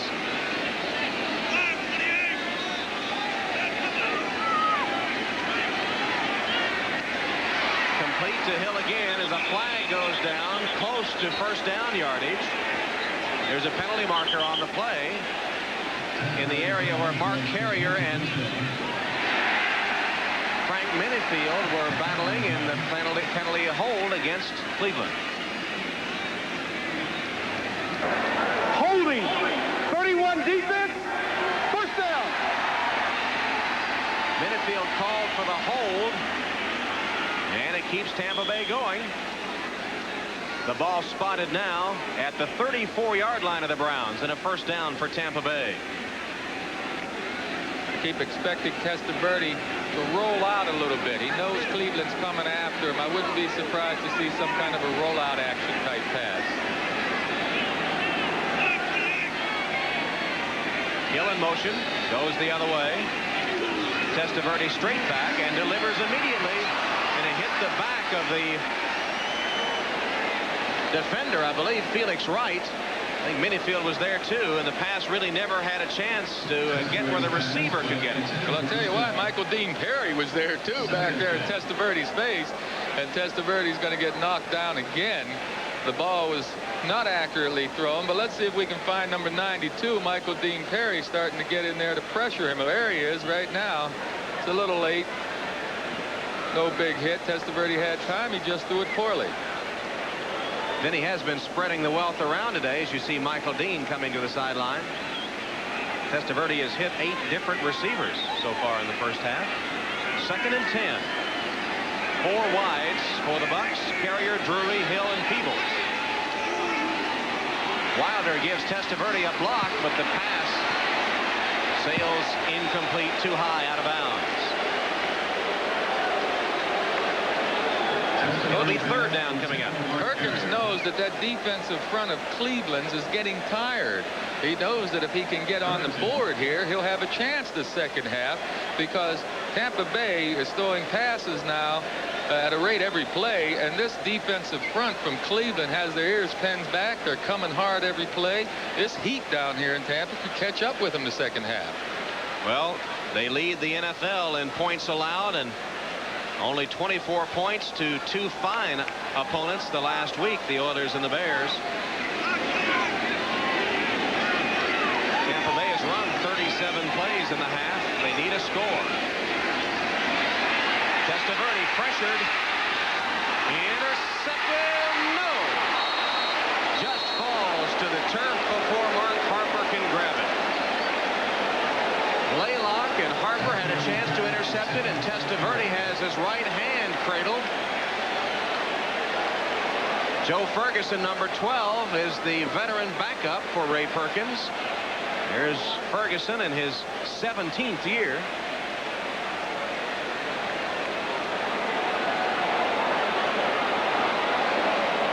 And he can't find an open receiver, and you see all those brown jerseys back there harassing him, and a good hit by Harrison right in the chest area that probably caught the hand of Testaverde. But this is what football players call a gut check. How is the Tampa Bay Bucs going to react to this first half? This will be a 53-yard field goal attempt. And it's good. Igwebuike from 53 yards, his longest of the season, does give Tampa Bay 3 before halftime. Well, earlier from mid-40s range, he had hit the upright, but he had plenty of leg on it. And this one sails right through his longest field goal of the season, and in fact the longest field goal ever kicked in Tampa Stadium. 35-17 now with 1:17 remaining in the first half. Already the Buccaneers have given up the most points in one half in their history with that 35 on the board. Well, what about Iggy? Got that one through, and yeah, he knew he had it all the way. Oh, he has a new face mask this week, I want you to know. You see that single bar? He put that on this week. He said he could see the bar better. Heck, he's only missed 2 field goals this season. I think he was 10 for 12. Well, 3 this week. But this is a new face mask for old Iggy. Says he can see the ball better when he kicks it. Well, here's what it looked like through that old mask. Oh, I can see how that would bother him a lot, Joe.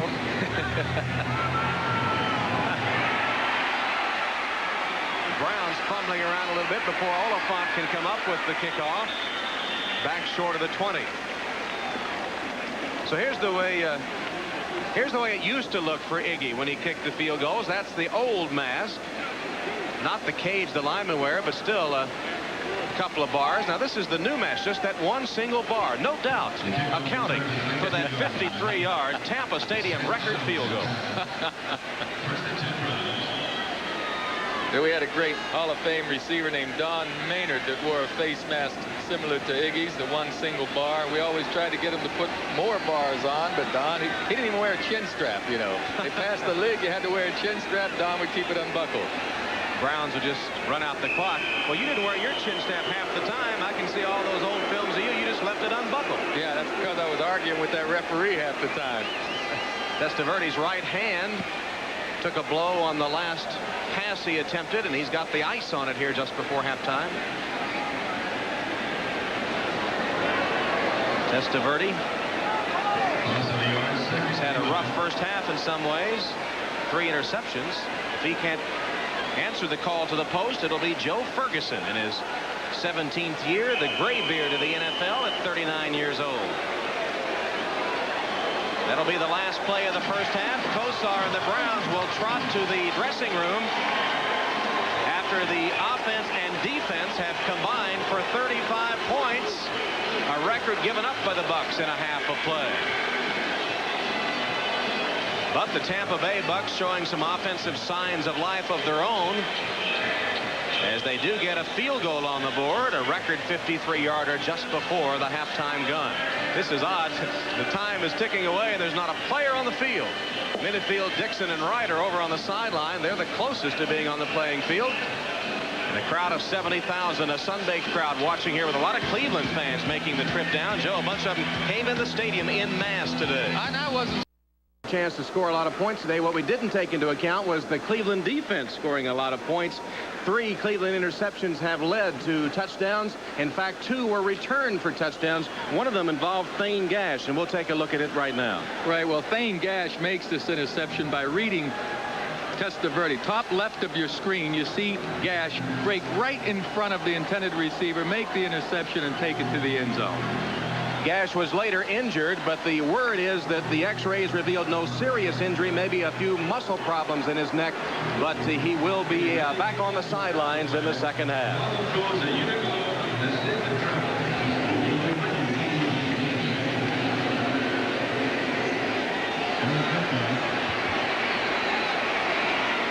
Metcalf takes the second half kickoff and returns it upfield, and so the Browns will have the first offensive opportunity of the second half.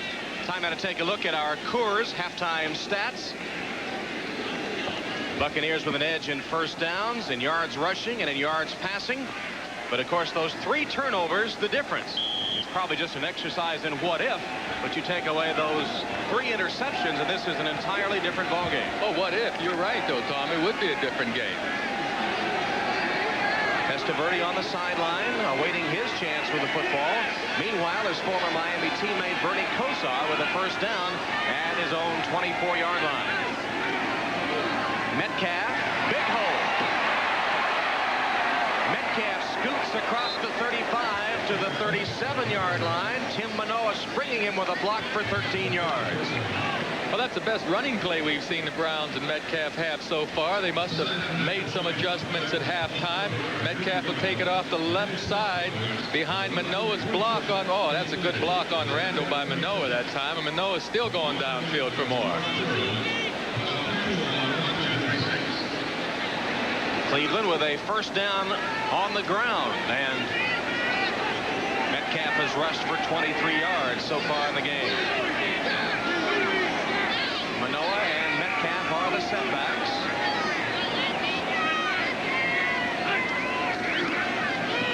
Metcalf again picking his way forward. He just scoots one way then the other way, and he gets 5 or 6 yards before he's brought down by Winston Moss. Tim Manoah again with a block, as these two really are getting into sync.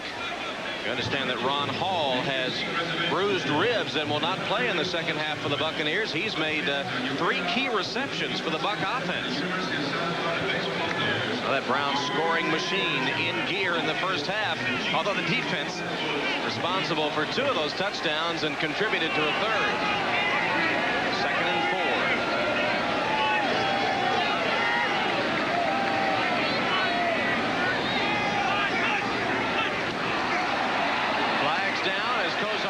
Was able to draw the Bucks offside. Here's a Kosar scramble, never a thing of beauty. And this one a little uglier than most as he trips and goes down at the 45. Yeah, but Bernie knew he had him offsides there. He used that hard count again, drew him offsides, had a free play, and once he broke it up the middle, he just wanted to get down. He's hearing the options now from Johnny Greer. He's about a yard short of a first down on that scramble. Offside. Defense. Number 77. Still 2nd down. Rondy Weston, the rookie out of Florida, jumped offside. Watch Bernie's head. You may be able to tell when he gives the hard count. See if it there. You see that? That little bit of extra. Is that legal? Shake of the head. Well, that much movement is legal. He's doing it more with his voice, screaming louder on certain snap counts. But if you jerk that head too much, it certainly can be construed as pulling the defense offside. And Bernie didn't do it that much that time. Well, meanwhile, mix up in the spotting of the football, I suppose. First down. And it is a first down for the Cleveland Browns. Barry Redden is into the game now, replacing Tim Manoah for Cleveland. The teams that have led at halftime with a big edge. And of course at halftime the Browns are up 35-17. They haven't lost when they've been ahead at intermission. And of course they need to keep winning in a tie for first place in the AFC Central and looking to make the playoffs for the 5th straight year. They're the only team in the AFC that's been to the playoffs 4 consecutive seasons. Redden's in the fullback spot now. Metcalf the tailback. Langhorne in motion. Redden pounds forward 3 yards to midfield. Jarvis, the nose tackle, with Randall and Marv, the inside backers, coming up to put up the hit on Barry Redden.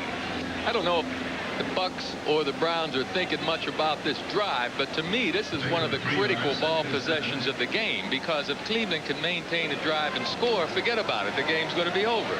The Bucks need to stop Cleveland here, not give them another 7 points for them to have a chance to make a comeback. So this is a big series of downs. 2nd and 7.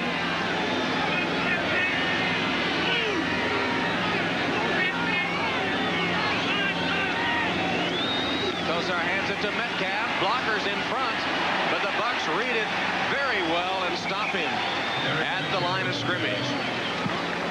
He had the blockers in front, but Marv and others came up to stop Metcalf at the line of scrimmage. Well, they had Ted Banker out in front of him, along with Paul Farron, 74 and 68. You see, oh, there you see Ozzie Newsome doing a good block on Eugene Marv, but Marv finally lets go of him and makes part of the play there. That appeared like Ozzie had him about 5 yards downfield. Kevin Murphy made the play that time. Shotgun formation for the Browns. Bucks show blitz. They back out of it.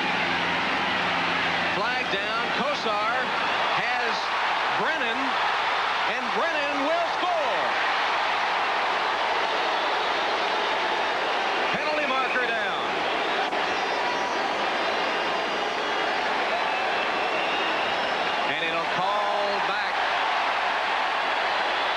Johnny Greer says illegal procedure against the Browns, nullifying a 50-yard scoring play. Illegal formation. Number 74, offense. Still third down. Paul Farron, the left tackle. Was he not up on the line of scrimmage, Joe? That's the only thing it could be. Farron's complaining, saying that he was up on the line. Let's see where we can find him on the left side of your screen. Now, he has to be within a yard of that ball, and you see his left foot. It's pretty deep. But, of course, so is the right tackle's foot.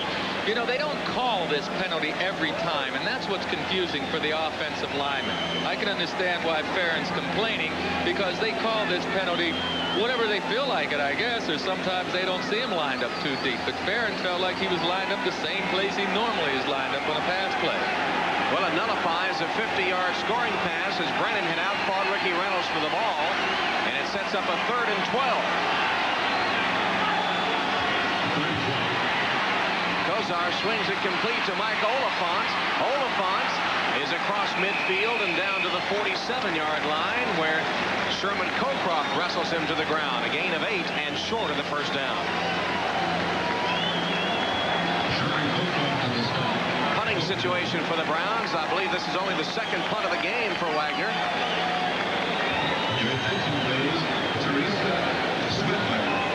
First one covered 53 yards. There's Drury deep for the Buccaneers. So the Buck defense holds, and they will get the ball. Hoping to get back in the game, and that would be a first if you could go all the way, huh? Yeah, I like the way you put that. They hold. They held all right with the help of an official making a call on Farron that time. High punt. Drury calls for a fair catch and then lets it bounce. And it will roll dead at the 20-yard line. 26-yard punt. And the Buccaneers will have to go 80 yards for a score. Of the National Football League is brought to you by Coors Light, pure brewed in the Rockies. The silver bullet won't slow you down. It's the right beer now. By Magnavox, smart choices for smart people. Magnavox, smart, very smart. And by Today Chevrolet, who invite you to see why nobody's winning like the heartbeat of America. Tom Hammond and Joe Namath on a beautiful afternoon in the Tampa Bay area, and a crowd of 70,000 filling Tampa Stadium. 85 degrees, a lot of sunshine, a festive mood here at the site of the Super Bowl in 1991. Super Bowl 25 scheduled to be here in 91. 35-17, Cleveland leading. First play of the half for the Buccaneers. At the fumble, Peebles gathers it up and then is thrown for a loss all the way back to the 13-yard line. Hanford Dixon got in there to mess up the play, and Peebles coughed up the football. So the Buccaneers, a la the Cleveland Browns in their second half against the Oilers last week, go to the gadget play, and it backfires. Well, to take a look at the reverse here, Peebles didn't handle the ball cleanly. The handoff from Testaverde, and it's right in his midsection. He just didn't handle the ball. Now when he kicks it up, he's going to get hit in the back of the neck, or the back of the head here. Whoa. He took a pretty good lick up in the head area that time. The ball was put in the proper spot, but Peebles just did not have a good pocket to be able to take control of it. And here he's going to get a hit to the side of his head. Oh, my goodness. Dave Grayson laid a pretty hard lick on Peebles that time. Peebles walking off the field, the rookie out of North Carolina State. He was second in the NCAA 200-meter dash and anchored the NCAA champion 400 relay for the Wolfpack of NC State. You know, I'm curious, Tom. They say a blow to the head's illegal. If that wasn't a blow to the head that time, I don't know what is. You're right. Second and 17 now after the loss. They'll try to get it on the ground to Stamps. Sylvester Stamps can't get the corner and is dragged down at the 19-yard line by Felix Wright. You know, I'm not on Stamps' case this afternoon, but he's not playing well. To me, a professional ball carrier carrying the ball in the wrong arm is inexcusable. That time, Stamps had the ball in his left arm. He gets tackled from the left side. Had he had his left arm free, he might have been able to play that tackler off. You're not on his case. Detroit still leading Houston. Oh, my goodness. Atlanta over Buffalo. Miami with a big lead. The Jets. Oh, could they win number 2? I don't believe it. Minnesota, see those 18 points? 6 Carless field goals, accounting for the 18 Viking points. Good thing Stamps is a little guy. He might be coming after you when this game's over.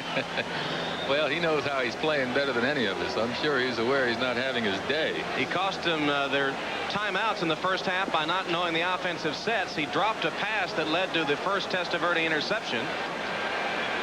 And here carries the ball in the wrong arm, a dangerous tactic and one of your pet peeves. Yes, sir. But I wonder why we're not playing football right now.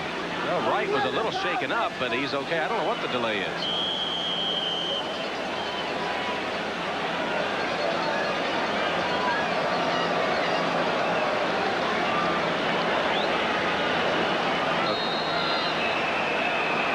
If this had been the Breeders' Cup yesterday, these two would be marked did not finish. This is one of your slower games. Now the Browns leading the series 3-0, and the last meeting with 83 was 20-0. Cleveland, number 1. Cleveland This is will be a charged. 40-second timeout. Charged with the timeout as the defense gathers around Bud Carson. Did you ever have a coach that concentrated on one area of the game? As we said, Bud Carson told us he was going to spend more time with the defense because that's what he knew. No, you know, I played under Coach Weave Eubank, the Hall of Famer, and he fiddled with both sides, offense and defense. Chuck Knox did the same thing with the Rams the one year I was there. This man, Bud Carson, has more defenses going for him than anyone in the league. His staff, the rest of his defensive staff, they're amazed with the tactics that Carson keeps coming up with. And I think one of an indication that Bud Carson is such a good defensive coach, look what the Jets are doing this year. I mean, their defense has fallen apart, and last year they finished strong, beating the Giants in the last game. So Carson is missed by the Jets, and the Browns are happy to have him. Great games coming up the second half of our doubleheader. Most of you will see the Bengals against the rejuvenated Raiders. Testaverde's pass complete. Wilder to the 30, close to a first down. It may be just short, which will be an interesting decision for Perkins as he sends his punt team out onto the field. It was less than a yard to go for first down. Well, actually about a yard as they spot it, and Perkins has elected to punt. Well, Perkins is upset. I mean, James Wilder is a tremendous runner, but he needed to take that ball north and south up the center of the field to get that first down. When he cut back across the field, he lost his chance for the first down, and that's what Coach Perkins is talking to Wilder about right now. Here's the first punt of the day by Chris Moore. In the ice cube, Gerald McNeil takes it at the 29-yard line and is immediately spun to the turf. The ball came free, but I think they're going to rule him down, and McNeil's trying to take on those bigger guys. 42-yard kick without a return, and little Gerald McNeil, the ice cube, 5'7", 142, right in the middle of that melee.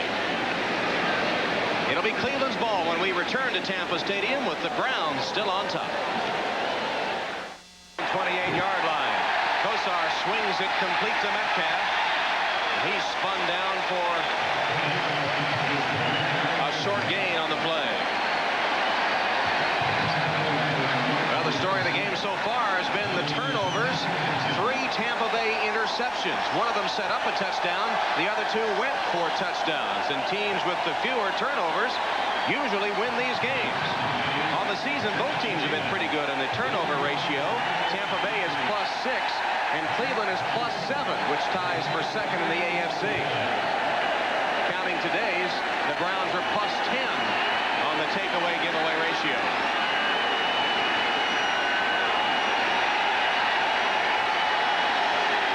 The wave continues to go across the stadium, and nobody's watching the game at the moment. Barry Redden wrestled down short of the 30-yard line.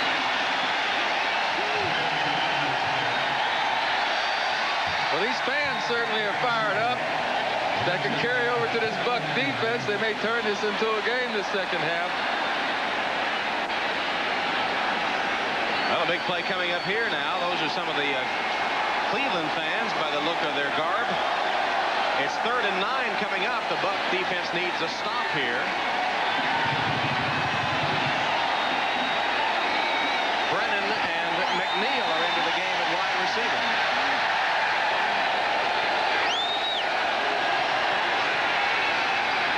Kosar from the shotgun. Slings it deep and too deep. Intended for Langhorne and too far downfield. Bobby Futrell step for step with Reggie Langhorne while Kevin Murphy was applying some pressure on Kosar.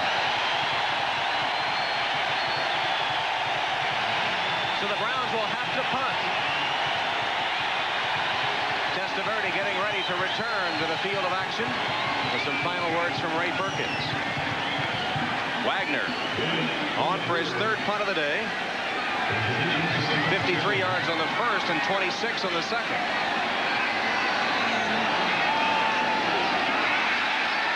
Low snap. Drury.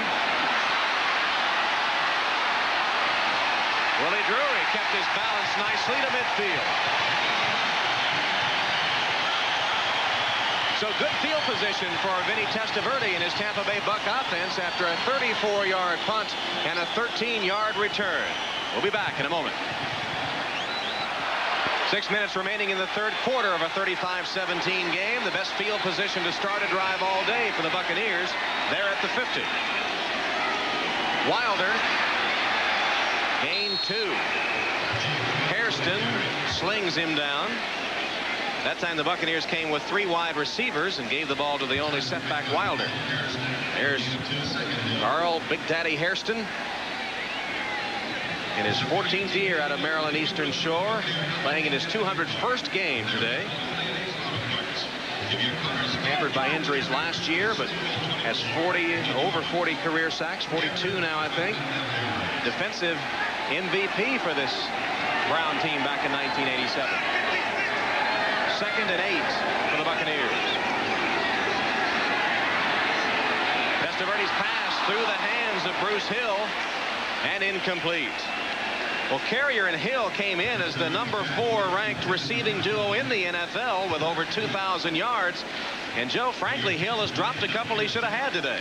Yes, he dropped a sure touchdown in the end zone earlier in the 2nd quarter. And this last with Testaverde is pretty close to on target, but it's going to be a tough catch for Hill, or a tough try. It goes right through his hands. It certainly was a catchable pass, and Hill would be the first to admit to you he'll come up with that ball more often than not.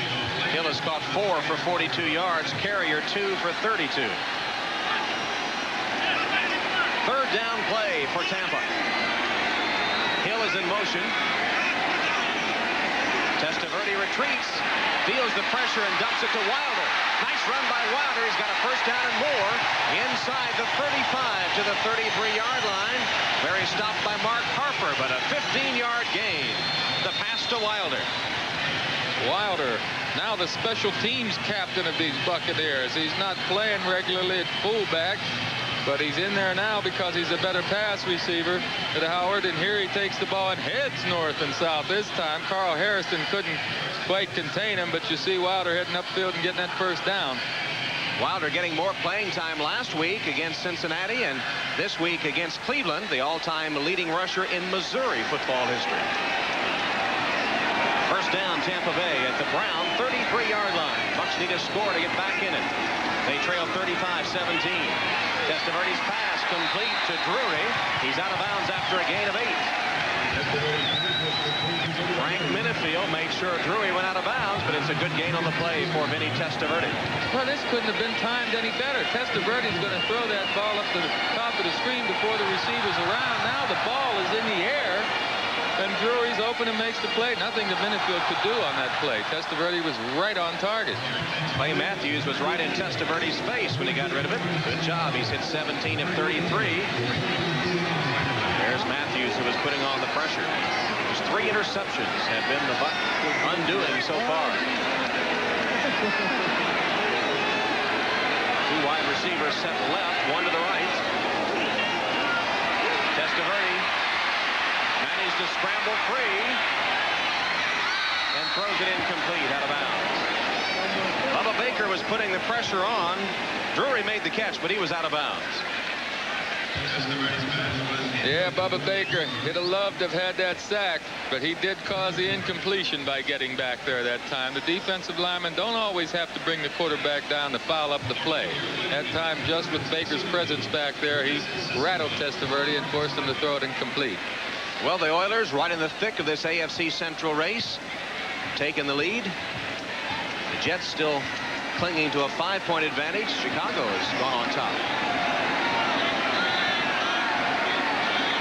Here we have 4 minutes, 13 seconds left in the third quarter. The Browns up 35-17.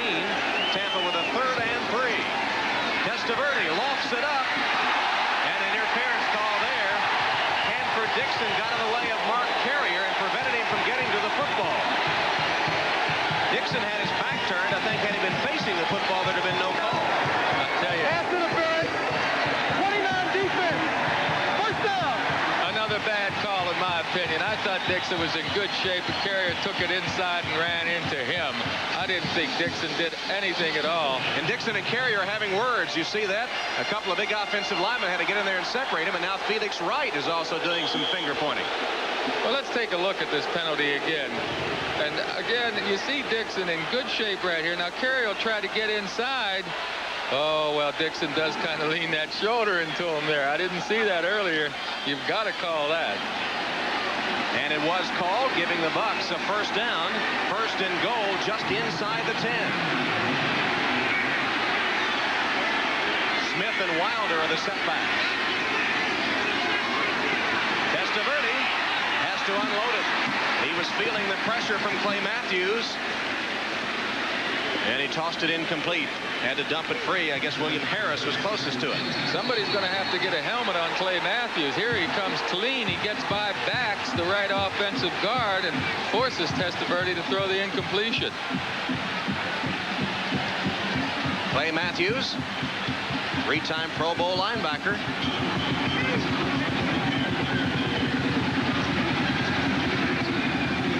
Count that alternate year in '86 and give him 4. 2nd down and 9 for Testaverde and company. Just over 4 minutes left in the third quarter. Testaverde again under pressure. Lets it go incomplete. Well, they're putting the pressure on Testaverde and taking away any chance that Tampa Bay has. You're going to have to run something, a screen or a draw or something to slow down that rush. I agree with you, Tom. A screen or draw would have been the plays to call, certainly the last couple of plays. But that offensive line of Tampa Bay is in confusion right now. They're not able to switch and pick up the blitzing safety here. Felix Wright gets picked up by the back, but you have another safety coming right in there, and Mark Harper.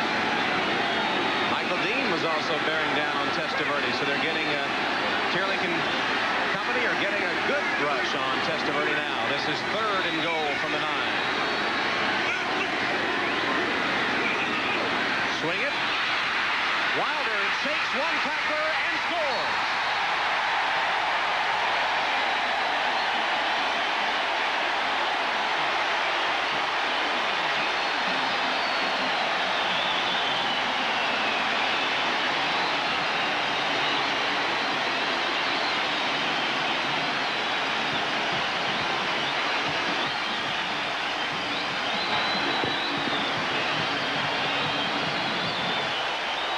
Well, they got Wilder one-on-one that time with the safety, Robert Lyons, the rookie out of Akron, and Wilder is just too much for the young rookie. Lyons replacing Thane Gash, who was injured earlier. Igwebuike. And the extra point is good. So the first score of the second half in the column for the Tampa Bay Bucs. Ray Perkins likes it. He's now down only by 11. If you feel life's more interesting when you make a splash. Back at Tampa Bay, where the Bucs have forged back into the game. They now trail 35-24. And Igwebuike is ready to kick it off. Some of the fans excited over that score.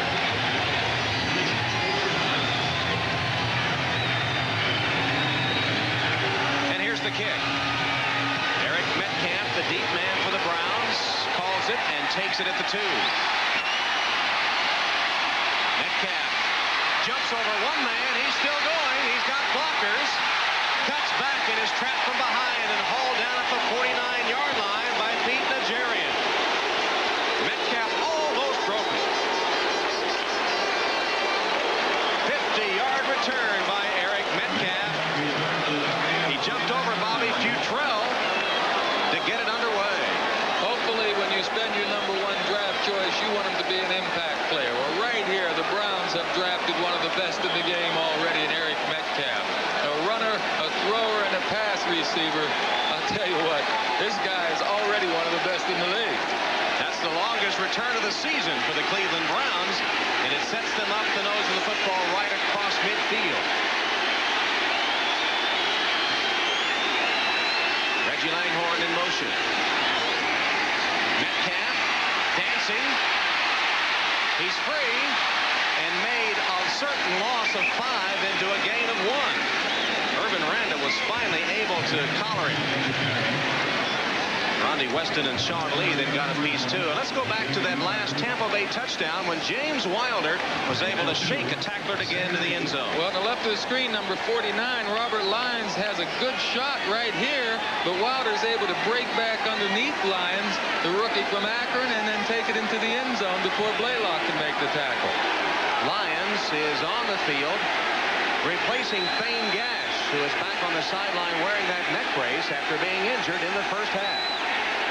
Metcalf set wide to the right now for the Cleveland Browns on 2nd and 8. Kozar looks for him, gets it to him, almost intercepted. Mark Robinson had a chance for his 6th interception of the season and saw it bounce off his shoulder pads.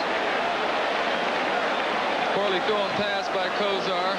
Receiver was open. He just threw it a little high and behind him that time. Nearly turned into a big play for the Tampa Bay Bucks. Kozar has time here, and he just releases the ball a bit high for Metcalf. He can't quite handle it. Well, actually, you know, I like to think that these professionals, anytime they get 2 hands on the football, should make the catch. Now 3rd and 8 for Cleveland. 3 wide receivers set to the right. Kozar, as you see, in the shotgun, now moving up under center. Replacing Manoa behind him. Giving it to Manoa.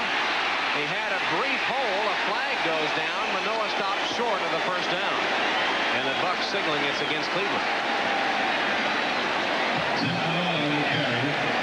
Will be a hold against the Browns. I'm not too sure I wouldn't decline this penalty. Make it 4th down and about 2. Of course, the field position could be risky. Boy, with Slaughter in there and Langhorne and Metcalf, I'd be afraid to give these Browns another chance at a first down. Well, Kozar and company heard the decision by the Bucs, and they're leaving the field. They know the penalty will be declined. Holding, 68 offense, decline, what now? Ted Banker on the hold, bringing up a punting situation for Bud Carson. Wagner to punt. Drury to receive, standing at his 11. 2:25 and counting, 3rd quarter. Browns lead at 35-24. Wagner's punts today have averaged 38.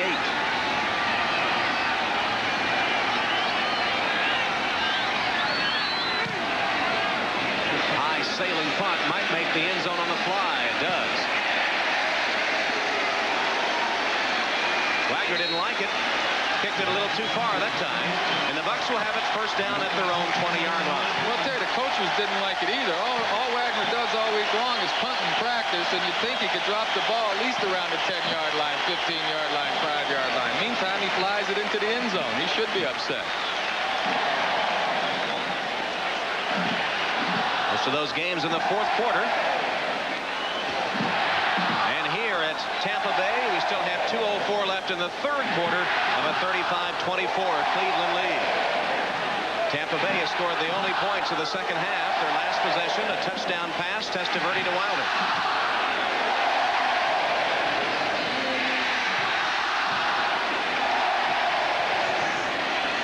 Sylvester Stantz is in the game. In motion.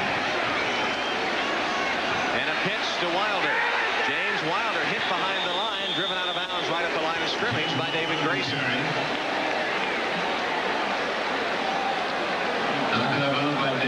Well, today's game billed as a reunion of sorts as Testaverde and Kosar get together again. This is that quarterback lineup back in 1982. Jim Kelly, number 12, has gone on to fame in the pros. And today's quarterbacks, Testaverde on the left and Kosar on the right. And the man in the middle with the white shirt was one Earl Morrall, pretty good quarterback in his own day. Second down, 10 yards to go. Pressure on Testaverde. Running, passing, incomplete.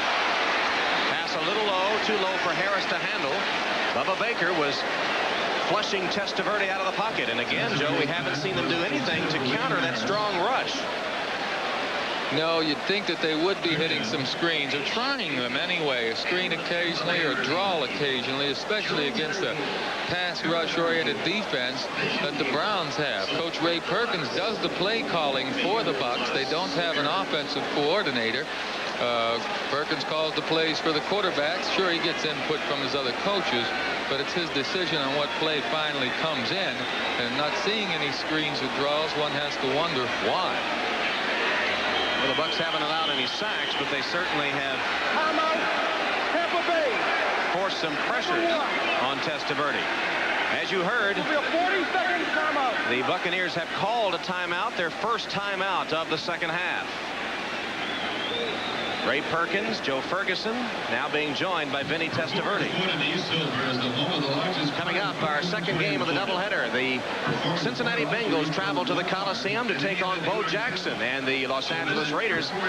Sam Weiss said he was going to ask Bo Jackson for an autograph. Presumably not during the game, although that might be the only way you can stop Bo. Oh, Sam will do anything to take the opposition's mind out of the game. Some of you see Pittsburgh and Denver. Second half of our doubleheader coming up here on NBC. Hope you'll stay with us all afternoon. Hey, I like the way Bubby Brister's playing. You know, for the Steelers, Denver, of course, has a good record, the 7-1 record, but it's amazing they haven't really been playing that well. I don't think they've been playing that well, but Brister's become an exciting quarterback, so I wouldn't be surprised to see those Steelers give Denver a tough run for the money this afternoon. Two good games coming up as the second half of the doubleheader. Big play, 3rd and 10 here for Tampa Bay. From the shotgun. Testaverde's pass almost caught, a diving attempt for it. Wilder went down to try to get it, and the ball just bounced loose. Clay Matthews was covering Wilder out of the backfield. Well, a little better pass protection this time for Testaverde. You'll see Wilder on the left side of your screen coming downfield. The ball's just a little bit too far out in front for Wilder to really have a great chance to catch it, even though once again we're looking at another pro receiver get two hands on the ball and not able to hold on to it. Certainly a catchable pass. 1:46 left in the third quarter as the punt is sent on its way by Moore and taken by McNeil on a fair catch at the 42-yard line. The 37-yard punt by Chris Moore. Bernie Kosar poised to return to action. Kosar has had a good day on the afternoon. He has hit 14 of 17 for 140 yards and 3 touchdowns. And no interception. No interceptions, that's right. Testaverde, on the other hand, has tossed 3. 2 of them, again, returned for touchdowns. One by Wright, one by Gash, and the other by Minifield, setting up a touchdown.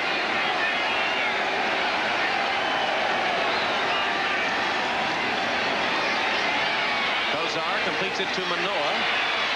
Tim Manoa ridden out of bounds for a short gain by Broderick Thomas. Kevin Mack, of course, is missing from this Cleveland offense. In prison, we understand that he is going to file a motion for shot probation this Monday. Although the Cleveland coaches tell us it'll be 3 or 4 weeks, they think, before he can return to action. This is what the Browns are missing from their offense, that tough inside running of Kevin Mack. Manoah more of a blocker. Mack a better runner.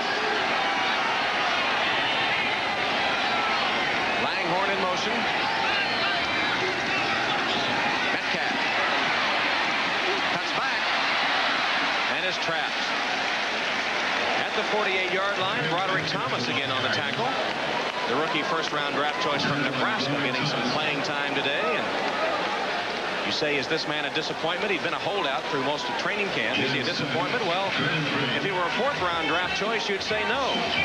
But being a first-round draft choice and All-American out of Nebraska, maybe he is a bit disappointing. Well, it certainly is to the fans so far, but as far as the coaches are concerned, they can understand. He missed all of training camp. He just fell so far behind early on, and then the other linebackers were playing fairly well, but they still expect big things from Broderick Thomas. 3rd and 3.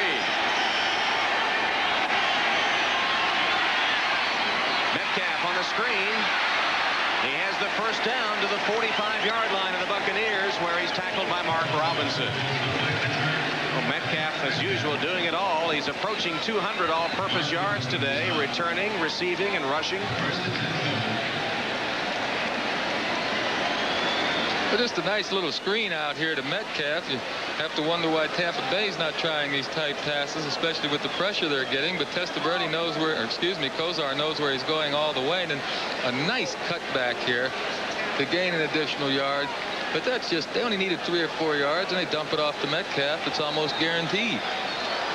And that'll be the end of the 3rd quarter here at Tampa Stadium. At the end of 3 periods of play, the score, the Browns 35, the Bucks 24. How to know where on earth your package is. Long after the game is over, NBC Sports is still on the line. Dial 1-900-226-8000 for NBC's Scores Plus. 24 hours a day, 7 days a week. Scores Plus. Scores plus a whole lot more. Tom Hammond and Joe Namath from Tampa Stadium. Tommy Roy, our producer. J.D. Henson, our director. Beautiful afternoon in Tampa. As the 4th quarter begins, the Browns have a 35-24 lead and a first down at the Buccaneer 45-yard line.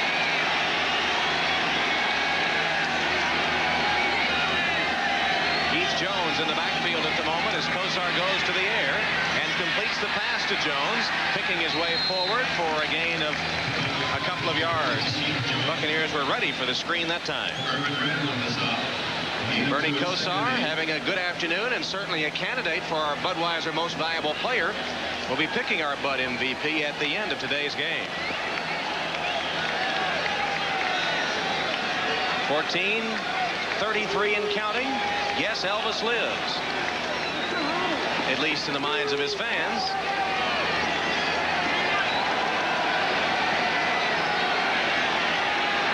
Second down and 8 yards to go. Give him a 2-yard gain on the last play. Keith Jones. Fake the reverse. Metcalf keeps it. Metcalf down the sideline. Cuts back to use a blocker at the 5. Touchdown!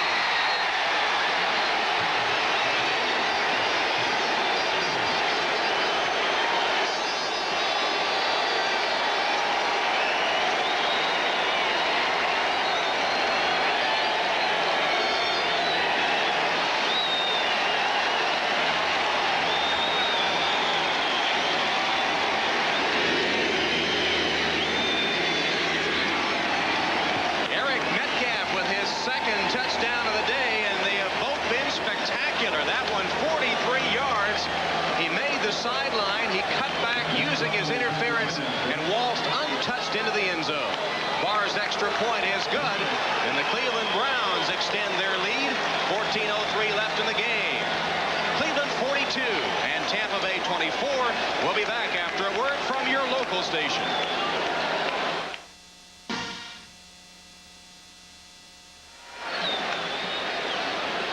14:03 left in the fourth quarter. Cleveland now extending its lead over Tampa Bay to 42-24.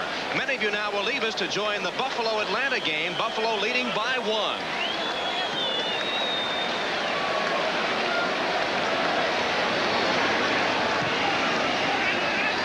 Here's the kickoff by Wagner. Sails into the end zone and down there by Elder for the touchback. So Tampa Bay has its second half score matched for the Browns. And now running out of time to get back into the game. That scoring drive by Cleveland, 58 yards on 5 plays. Metcalf with another spectacular score. Let's watch it again. Well, there he is. Let's watch Eric as he has to be catching his breath all the work out. He's over 200 all-purpose yards on the day. And Tommy Roy, who was 31 years old yesterday, happy birthday, gives us the replay. And it's a fake reverse. Metcalf simply keeps the ball, makes a nice cut inside Broderick Thomas. And watch out, he's cutting back and then outruns the rest of the team. Speed, quickness, can pass the ball. There's Wilder on a first down run, bursting through the line. Robert Lyons made the tackle on James Wilder, and the Bucs go to their hurry-up offense. Boy, is it an exciting prospect to think about watching Metcalf for the years to come. Just a rookie. As the coaches say, he does those things you can't coach. Testaverde sacked back at the 25-yard line. Bubba Baker down at the bottom of the stack. -8 on the sack of Testaverde. There's Big John Teerlink, the defensive line coach. And he's happy. Yeah, we finally got him.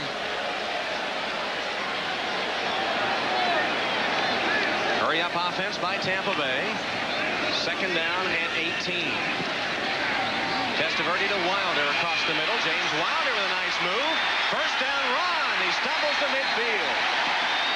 Well, there's the old veteran Wilder taking a page from the young Bucs book and really turning in a nice run of his own. Yes, and he had the ball in the proper arm that time. That way he was able to use that stiff arm to avoid that first tackler. Ball just shy of midfield. Testaverde under pressure, dumps it off again to Wilder. Wilder's to the 45 of the Browns, a 5-yard gain. We said this would be an offensive show, and it has been that, Joe. A lot of exciting plays. We have had some big plays. The interceptions were even exciting. And Metcalf, my goodness, brings you out of your seat every time he handles the ball. Absolutely. Even the prospect of it on every play. Testaverde again under pressure and sacked back at the 40-yard line. Chris Pike gets in on the action. Michael Dean Perry is also there. There's Pike, number 75. Well, Teerlink's got him fired up now. He sure does. He had his tower defense in there. Pike's one of his tower guys at 6'8" and 290 pounds. And well, that doesn't look like Michael Dean. I don't know. That's what the offensive linemen think he looks like. Third down and 17. Again across the middle. Wilder. Another nice run. He's just short of the 40 and only a yard short of the first down. They'll go for it on fourth, I'm sure. Perkins is again mad that Wilder didn't pick up enough for the first down. But that's been how they've countered that strong rush lately. They've just dumped it over the middle to Wilder. When they re-spotted the ball, it's going to be about 2 yards short of first down territory. They need to go just short of the 40-yard line. Wilder now has caught 7 passes for 89 yards.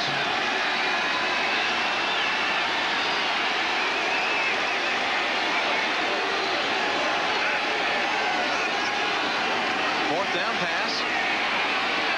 Wilder again. He's got it. Barrels his way to the 25-yard line. James Wilder, the workhorse now in Ray Perkins' offense. Very unselfish football player, James Wilder. Working on the special teams now, covering the kickoffs and punts, out there carrying the load now offensively. Tampa's all-time leading rusher and receiver. Cleveland will call a timeout, stopping the clock with 10:28 left in the fourth quarter. You hear the thunder, the call of the road. They have a first down at the 24 of Cleveland. Testaverde has time and a man wide open, and it's Hill who's out of bounds inside the 5. Tony Blaylock nudges Hill out of bounds, but he makes the catch, and it'll be first and goal, a 22-yard gain. Good pass protection for Testaverde. He'll go to the left side over here, and Hill runs a nice corner pattern. Wide open that time. My goodness, he just ran away from Blaylock. You wonder why Tampa Bay can't move the ball like this all the time? Well, Cleveland's a little bit tired now from trying to rush so often. Plus, they're playing a little looser back there. They don't want to give up the big game right away. First and goal from the 3-yard line. Wilder didn't quite get in. Meanwhile, the clock continues to tick as Perkins looks on. Well, this last play was awful close. Wilder thought he was in the end zone. Let's see if you can tell, folks, if he breaks the plane or not. There's the 5 coming to the goal line, and no siree. Second and goal. The ball just that far from the goal line.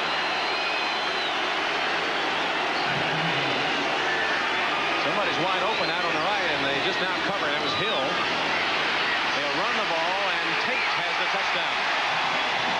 Lars Tate scoops into the corner of the end zone for the Buccaneers score. They had Bruce Hill sent wide to the right for a long moment. No one was covering him at all. They finally got somebody out there just as the ball was snapped. Bucs had a running play called anyway in the opposite direction. The left guard, Tom McHale, number 73, pulls out here to lead this play along with the fullback Howard, and you'll see 73 get up in there into Johnson's face. Actually, there wasn't much of a defense out there to stop him, even if he didn't have blockers that time. Igwebuike's extra point is good. Lars Tate now has 10 carries for 80 yards on the day.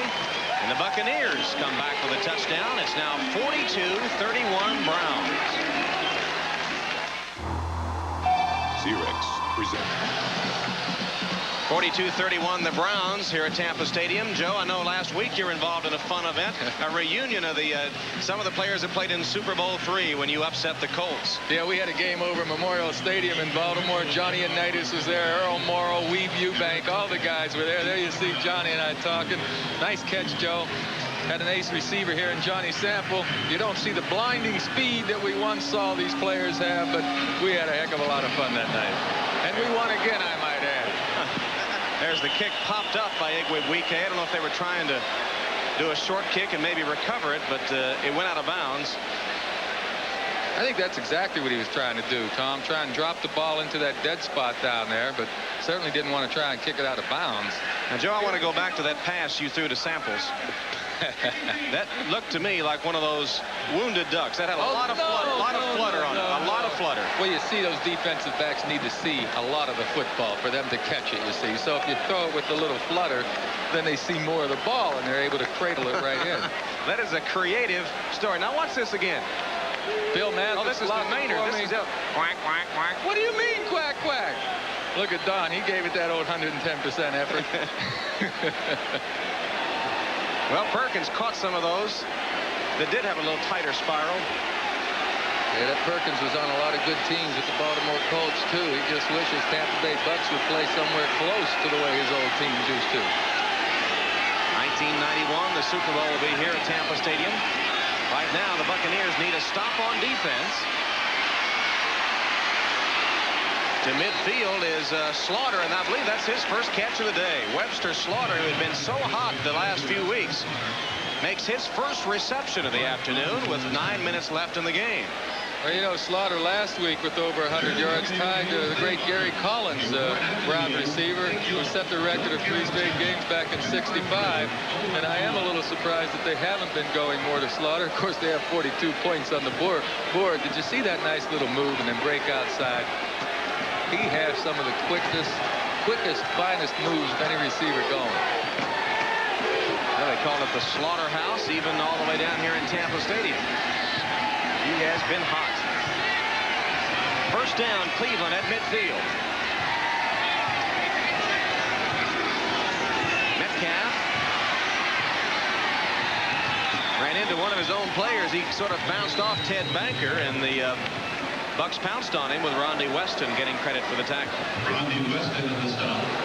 Gain of 3, 2nd and 7. 3-yard gain by Eric Metcalf.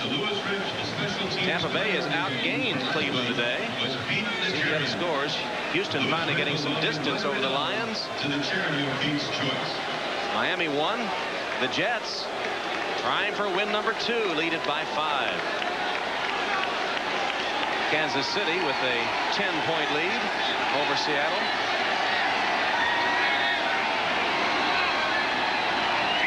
Second down and 7 for the Browns.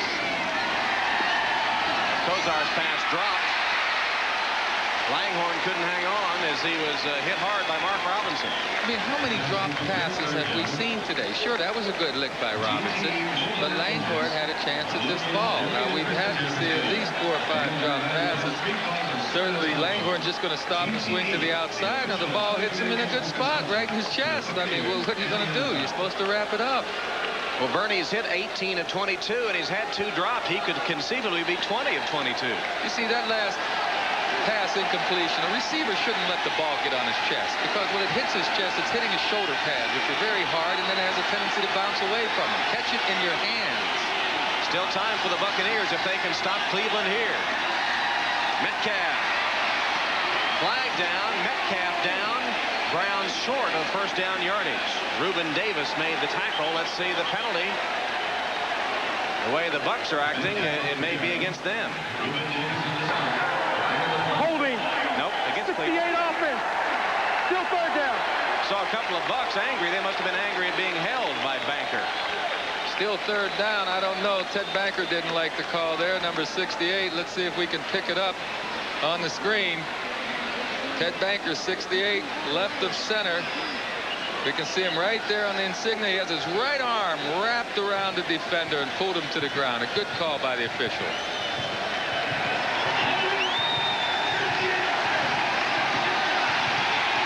Well, if that had been wrestling, that would have been a pretty good takedown. But unfortunately for the Browns, this is football. And the Buccaneers will decline the penalty, forcing Bud Carson's team to punt.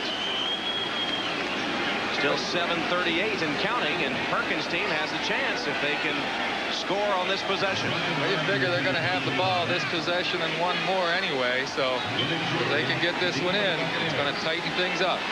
Not the best day Wagner has ever had.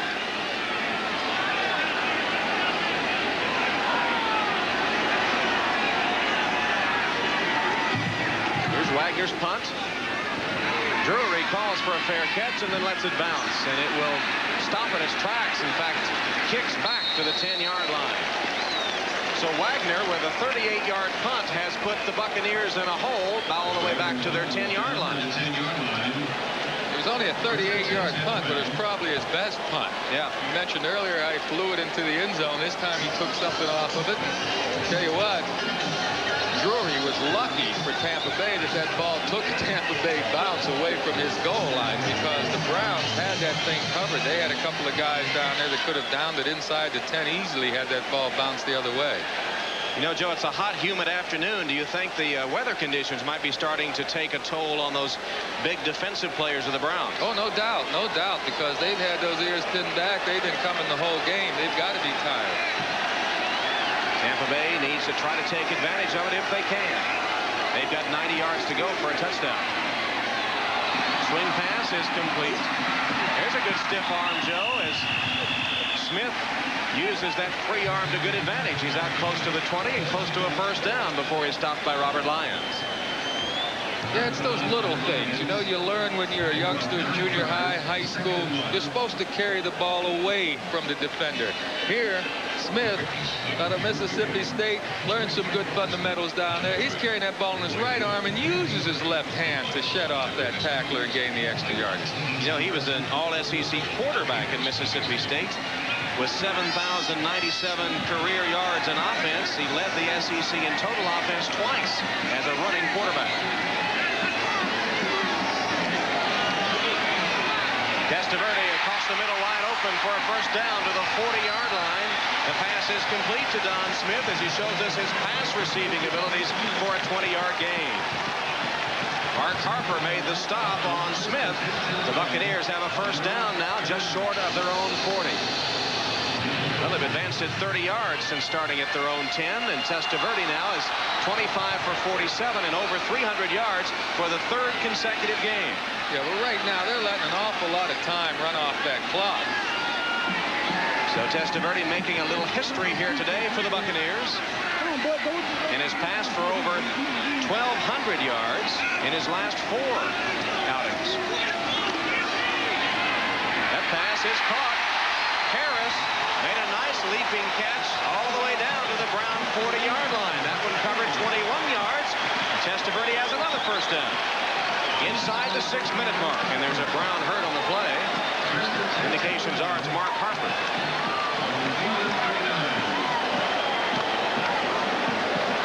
Testaverde showing a lot of accuracy here. Good poise staying in the pocket. This ball just right on target. I mean, it couldn't have been passed any better. Had the ball been a little bit underneath, Robert Lyons would have intercepted it. There you see Lyons in good position, but the ball is just perfectly thrown there, and William Harris makes a good catch. Testaverde with a career-high 26 completions today, Joe, and an improved quarterback this year as we go back to our original thought of this first ever meeting between the two Miami teammates, Kozar and Testaverde, and they both have had good games. In fact, if Testaverde hadn't had the 3 interceptions, they would both have had outstanding games. Oh, no doubt. Testaverde's improved a great deal over last season alone, but I think most of the improvement has come also with the rest of the team.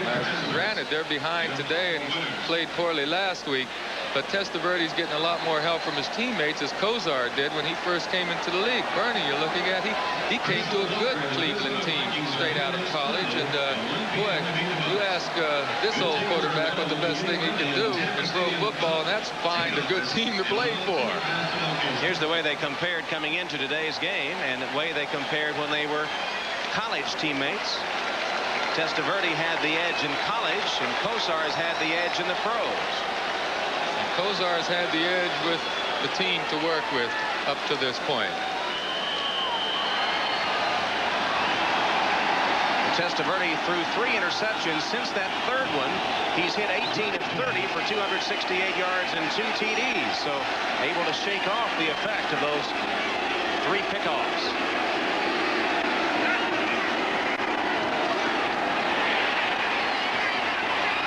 Pass is complete here. It's Carrier, Mark Carrier, who studies karate. Couldn't get away with a karate chop there, and a flag on the play, and the indication is against Tampa Bay, a hold. You know, Carrier, I talked with yesterday about that karate business, and I asked him, well, you know, what could the karate do for you? Holding 75 offense. Still first down. Well, that's on Carl Bax, the guard for the Tampa Bay Buccaneers. And old John Tierlink, the defensive line coach, felt pretty good about that call. Sure, you did a good job, huh, Rep? Yeah. Okay, well, anyway, that karate and Mark Carrier, he said it improved his flexibility, his quickness, his hand-eye coordination, his mental toughness. I mean, to me, it's an endorsement. We should all go out and take karate. Okay. When do you think we'll be able to fit that in? 1st and 20 for the Buccaneers. That pass turned Drury around, but he was able to catch it. And that gets some of the yardage back. He's still going to be about 11 yards short of a first down. Well, meanwhile, in the, as you see the signals come into Testaverde in the Ram-Minnesota game, they've gone into overtime, tied at 21. Tell you in a moment. Testaverde pumped 2 or 3 times, gets loose and sends it deep for the end zone, and intercepted. There's a flag down. Testaverde awaits the outcome of the penalty. Robert Lyons picked off the football. Penalty flag on the play.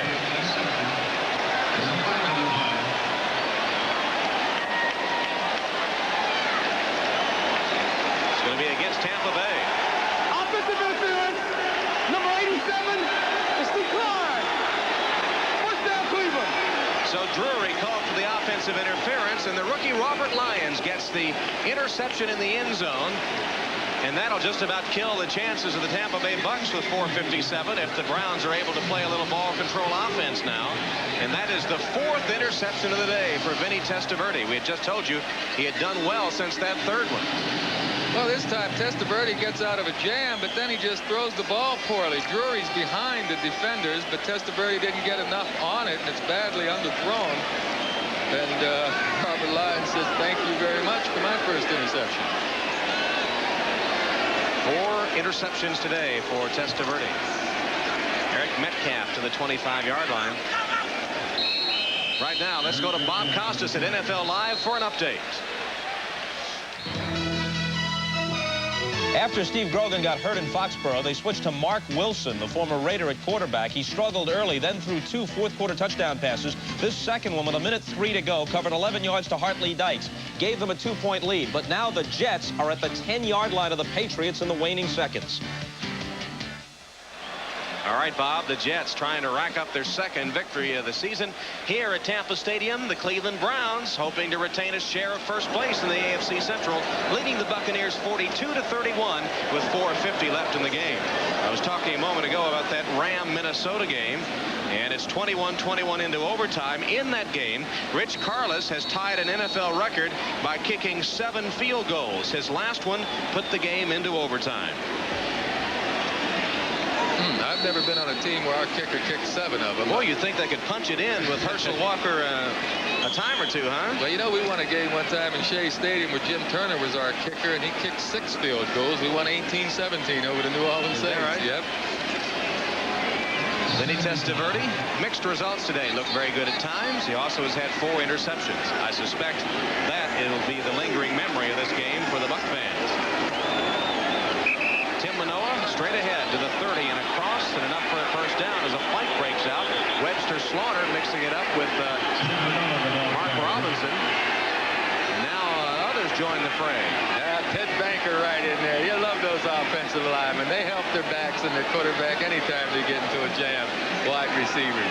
I love those offensive linemen. Kozar says, come on back. There's Banker, Mr. Protector today. Ted Banker is 6'3" and 290 pounds. 6 years out of Southeast Missouri, a free agent from the Jets in the offseason after playing 5 years. Number 3. 3rd time out for Ray Perkins, who is unhappy about something, giving an official an earful over on the sideline. 3rd and final timeout spent by Tampa Bay. Well, we've gone past the start of the 2nd half of the doubleheader, but hope you'll stay with us nevertheless, because some good football action yet to come as the Bengals match up against the Raiders or the Steelers take on the Broncos. 2nd half of the doubleheader coming up with 4:10 left in this game. Let's take a look at the late starting scores from the 4 o'clock games. The Raiders, good news for Browns fans, jump on top of the Bengals. And Denver with an early lead on Pittsburgh. San Diego over Philadelphia. That's a bit of a surprise. Of course, it's just the 1st quarter. Giants have not let up this season. They are really playing well.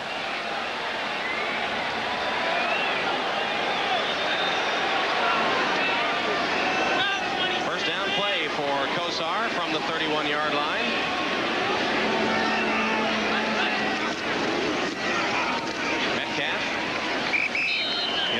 Cincinnati Raiders game. The Raiders with a 7-0 lead on, guess who? Bo Jackson's 7-yard run. Bo does no football. We broadcast his first game back. Bo Jackson against Kansas City. And he'd only practiced since Wednesday of that week, and he looked good, didn't he? Yeah, he had an off day, though. He had 11 carries, 89 yards. You know, it was he's just getting warmed up. Meanwhile, the Browns could use someone the caliber of Bo Jackson. Their last 100-yard rusher was Kevin Mack last year in November against the Redskins. Metcalf has 93 today. Certainly Metcalf is Mr. Do Everything for the Browns, and if they can get Kevin Mack back in this offense, it'll make Metcalf even better.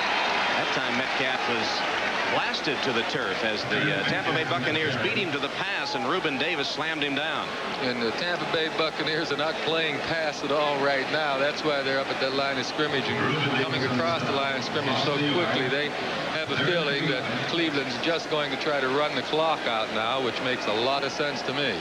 We heard that update a moment ago from Bob Costas when the Jets were on the 10-yard line trailing 26-24. They did get a 22-yard field goal from Pat Leahy to win it 27-26. Final score, Jets win number 2. Oh, right, Pat Leahy, an old teammate of mine. The only one left with those Jets, but Pat's been around a long time. Still kicking them through the old upright. 4 wide receivers for the Browns. They'll keep it on the ground to Oliphant. And Oliphant has a Cleveland first down to the 44 before he's stopped by Bobby Futrell. 14-yard gain. Approaching the 2-minute warning in this one. And we won't run another play before we get to that 2-minute mark. So we reach the 2-minute warning at Tampa Stadium. We've got a timeout with the score. The Cleveland Browns 42, the Tampa Bay Buccaneers 31. Time now for the Most Valuable Player Award, sponsored by Budweiser. And today's MVP is Eric Metcalf of the Cleveland Browns. Over 200 yards in total all-purpose yardage today. This was one of his best efforts. A fake reverse. He cuts up inside his blockers, gets to the sideline, cuts back on the defense, shields one defender, and then just sprints for the end zone. Joe, he is exciting. Oh, man, I tell you what. Every time I see him run, I think of Terry Metcalf, too. Terry had a great career with those Cardinals, and young Eric is picking right up where Terry left off. Eric Metcalf, our Budweiser MVP, and Budweiser will make a contribution to the United Way on behalf of all the MVPs selected in today's game. Well, I know Kozar don't like these plays. It really hurts his rushing average. Quarterbacks like... he had a rushing average. Oh, sure. Hey, come on, stop it, fellas.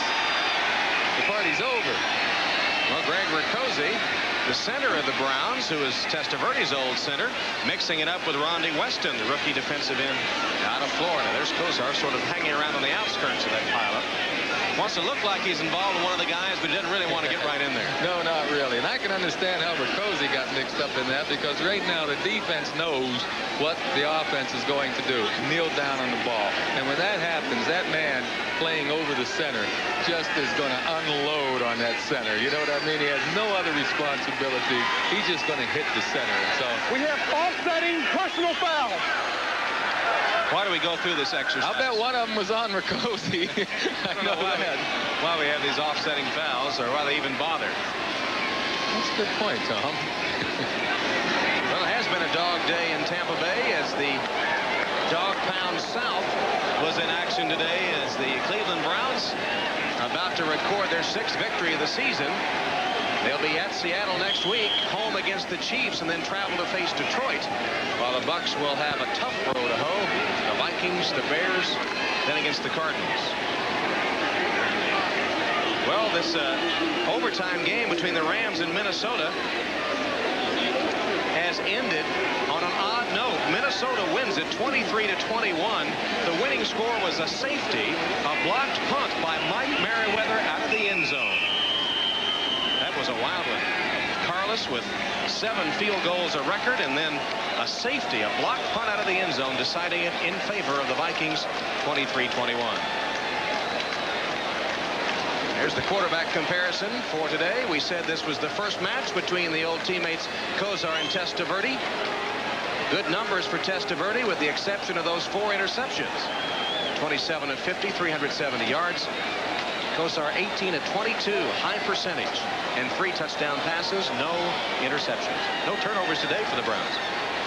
They played an excellent game, and they even got some help from their opponents, Tampa Bay. So this certainly, I wonder if these guys played a lottery. I'm going to pick the numbers they pick. I think this is their day. It is small consolation, but the first time that anybody has passed for over 300 yards against this AFC leading Brown defense this season. While we have a moment, we'd like to thank Alex Vergara on stats, Keith Nelson and Jim Overton, our spotters. Tom Roy is our producer today, J.D. Hansen, our director. Terry O'Neill, the executive producer of NBC Sports.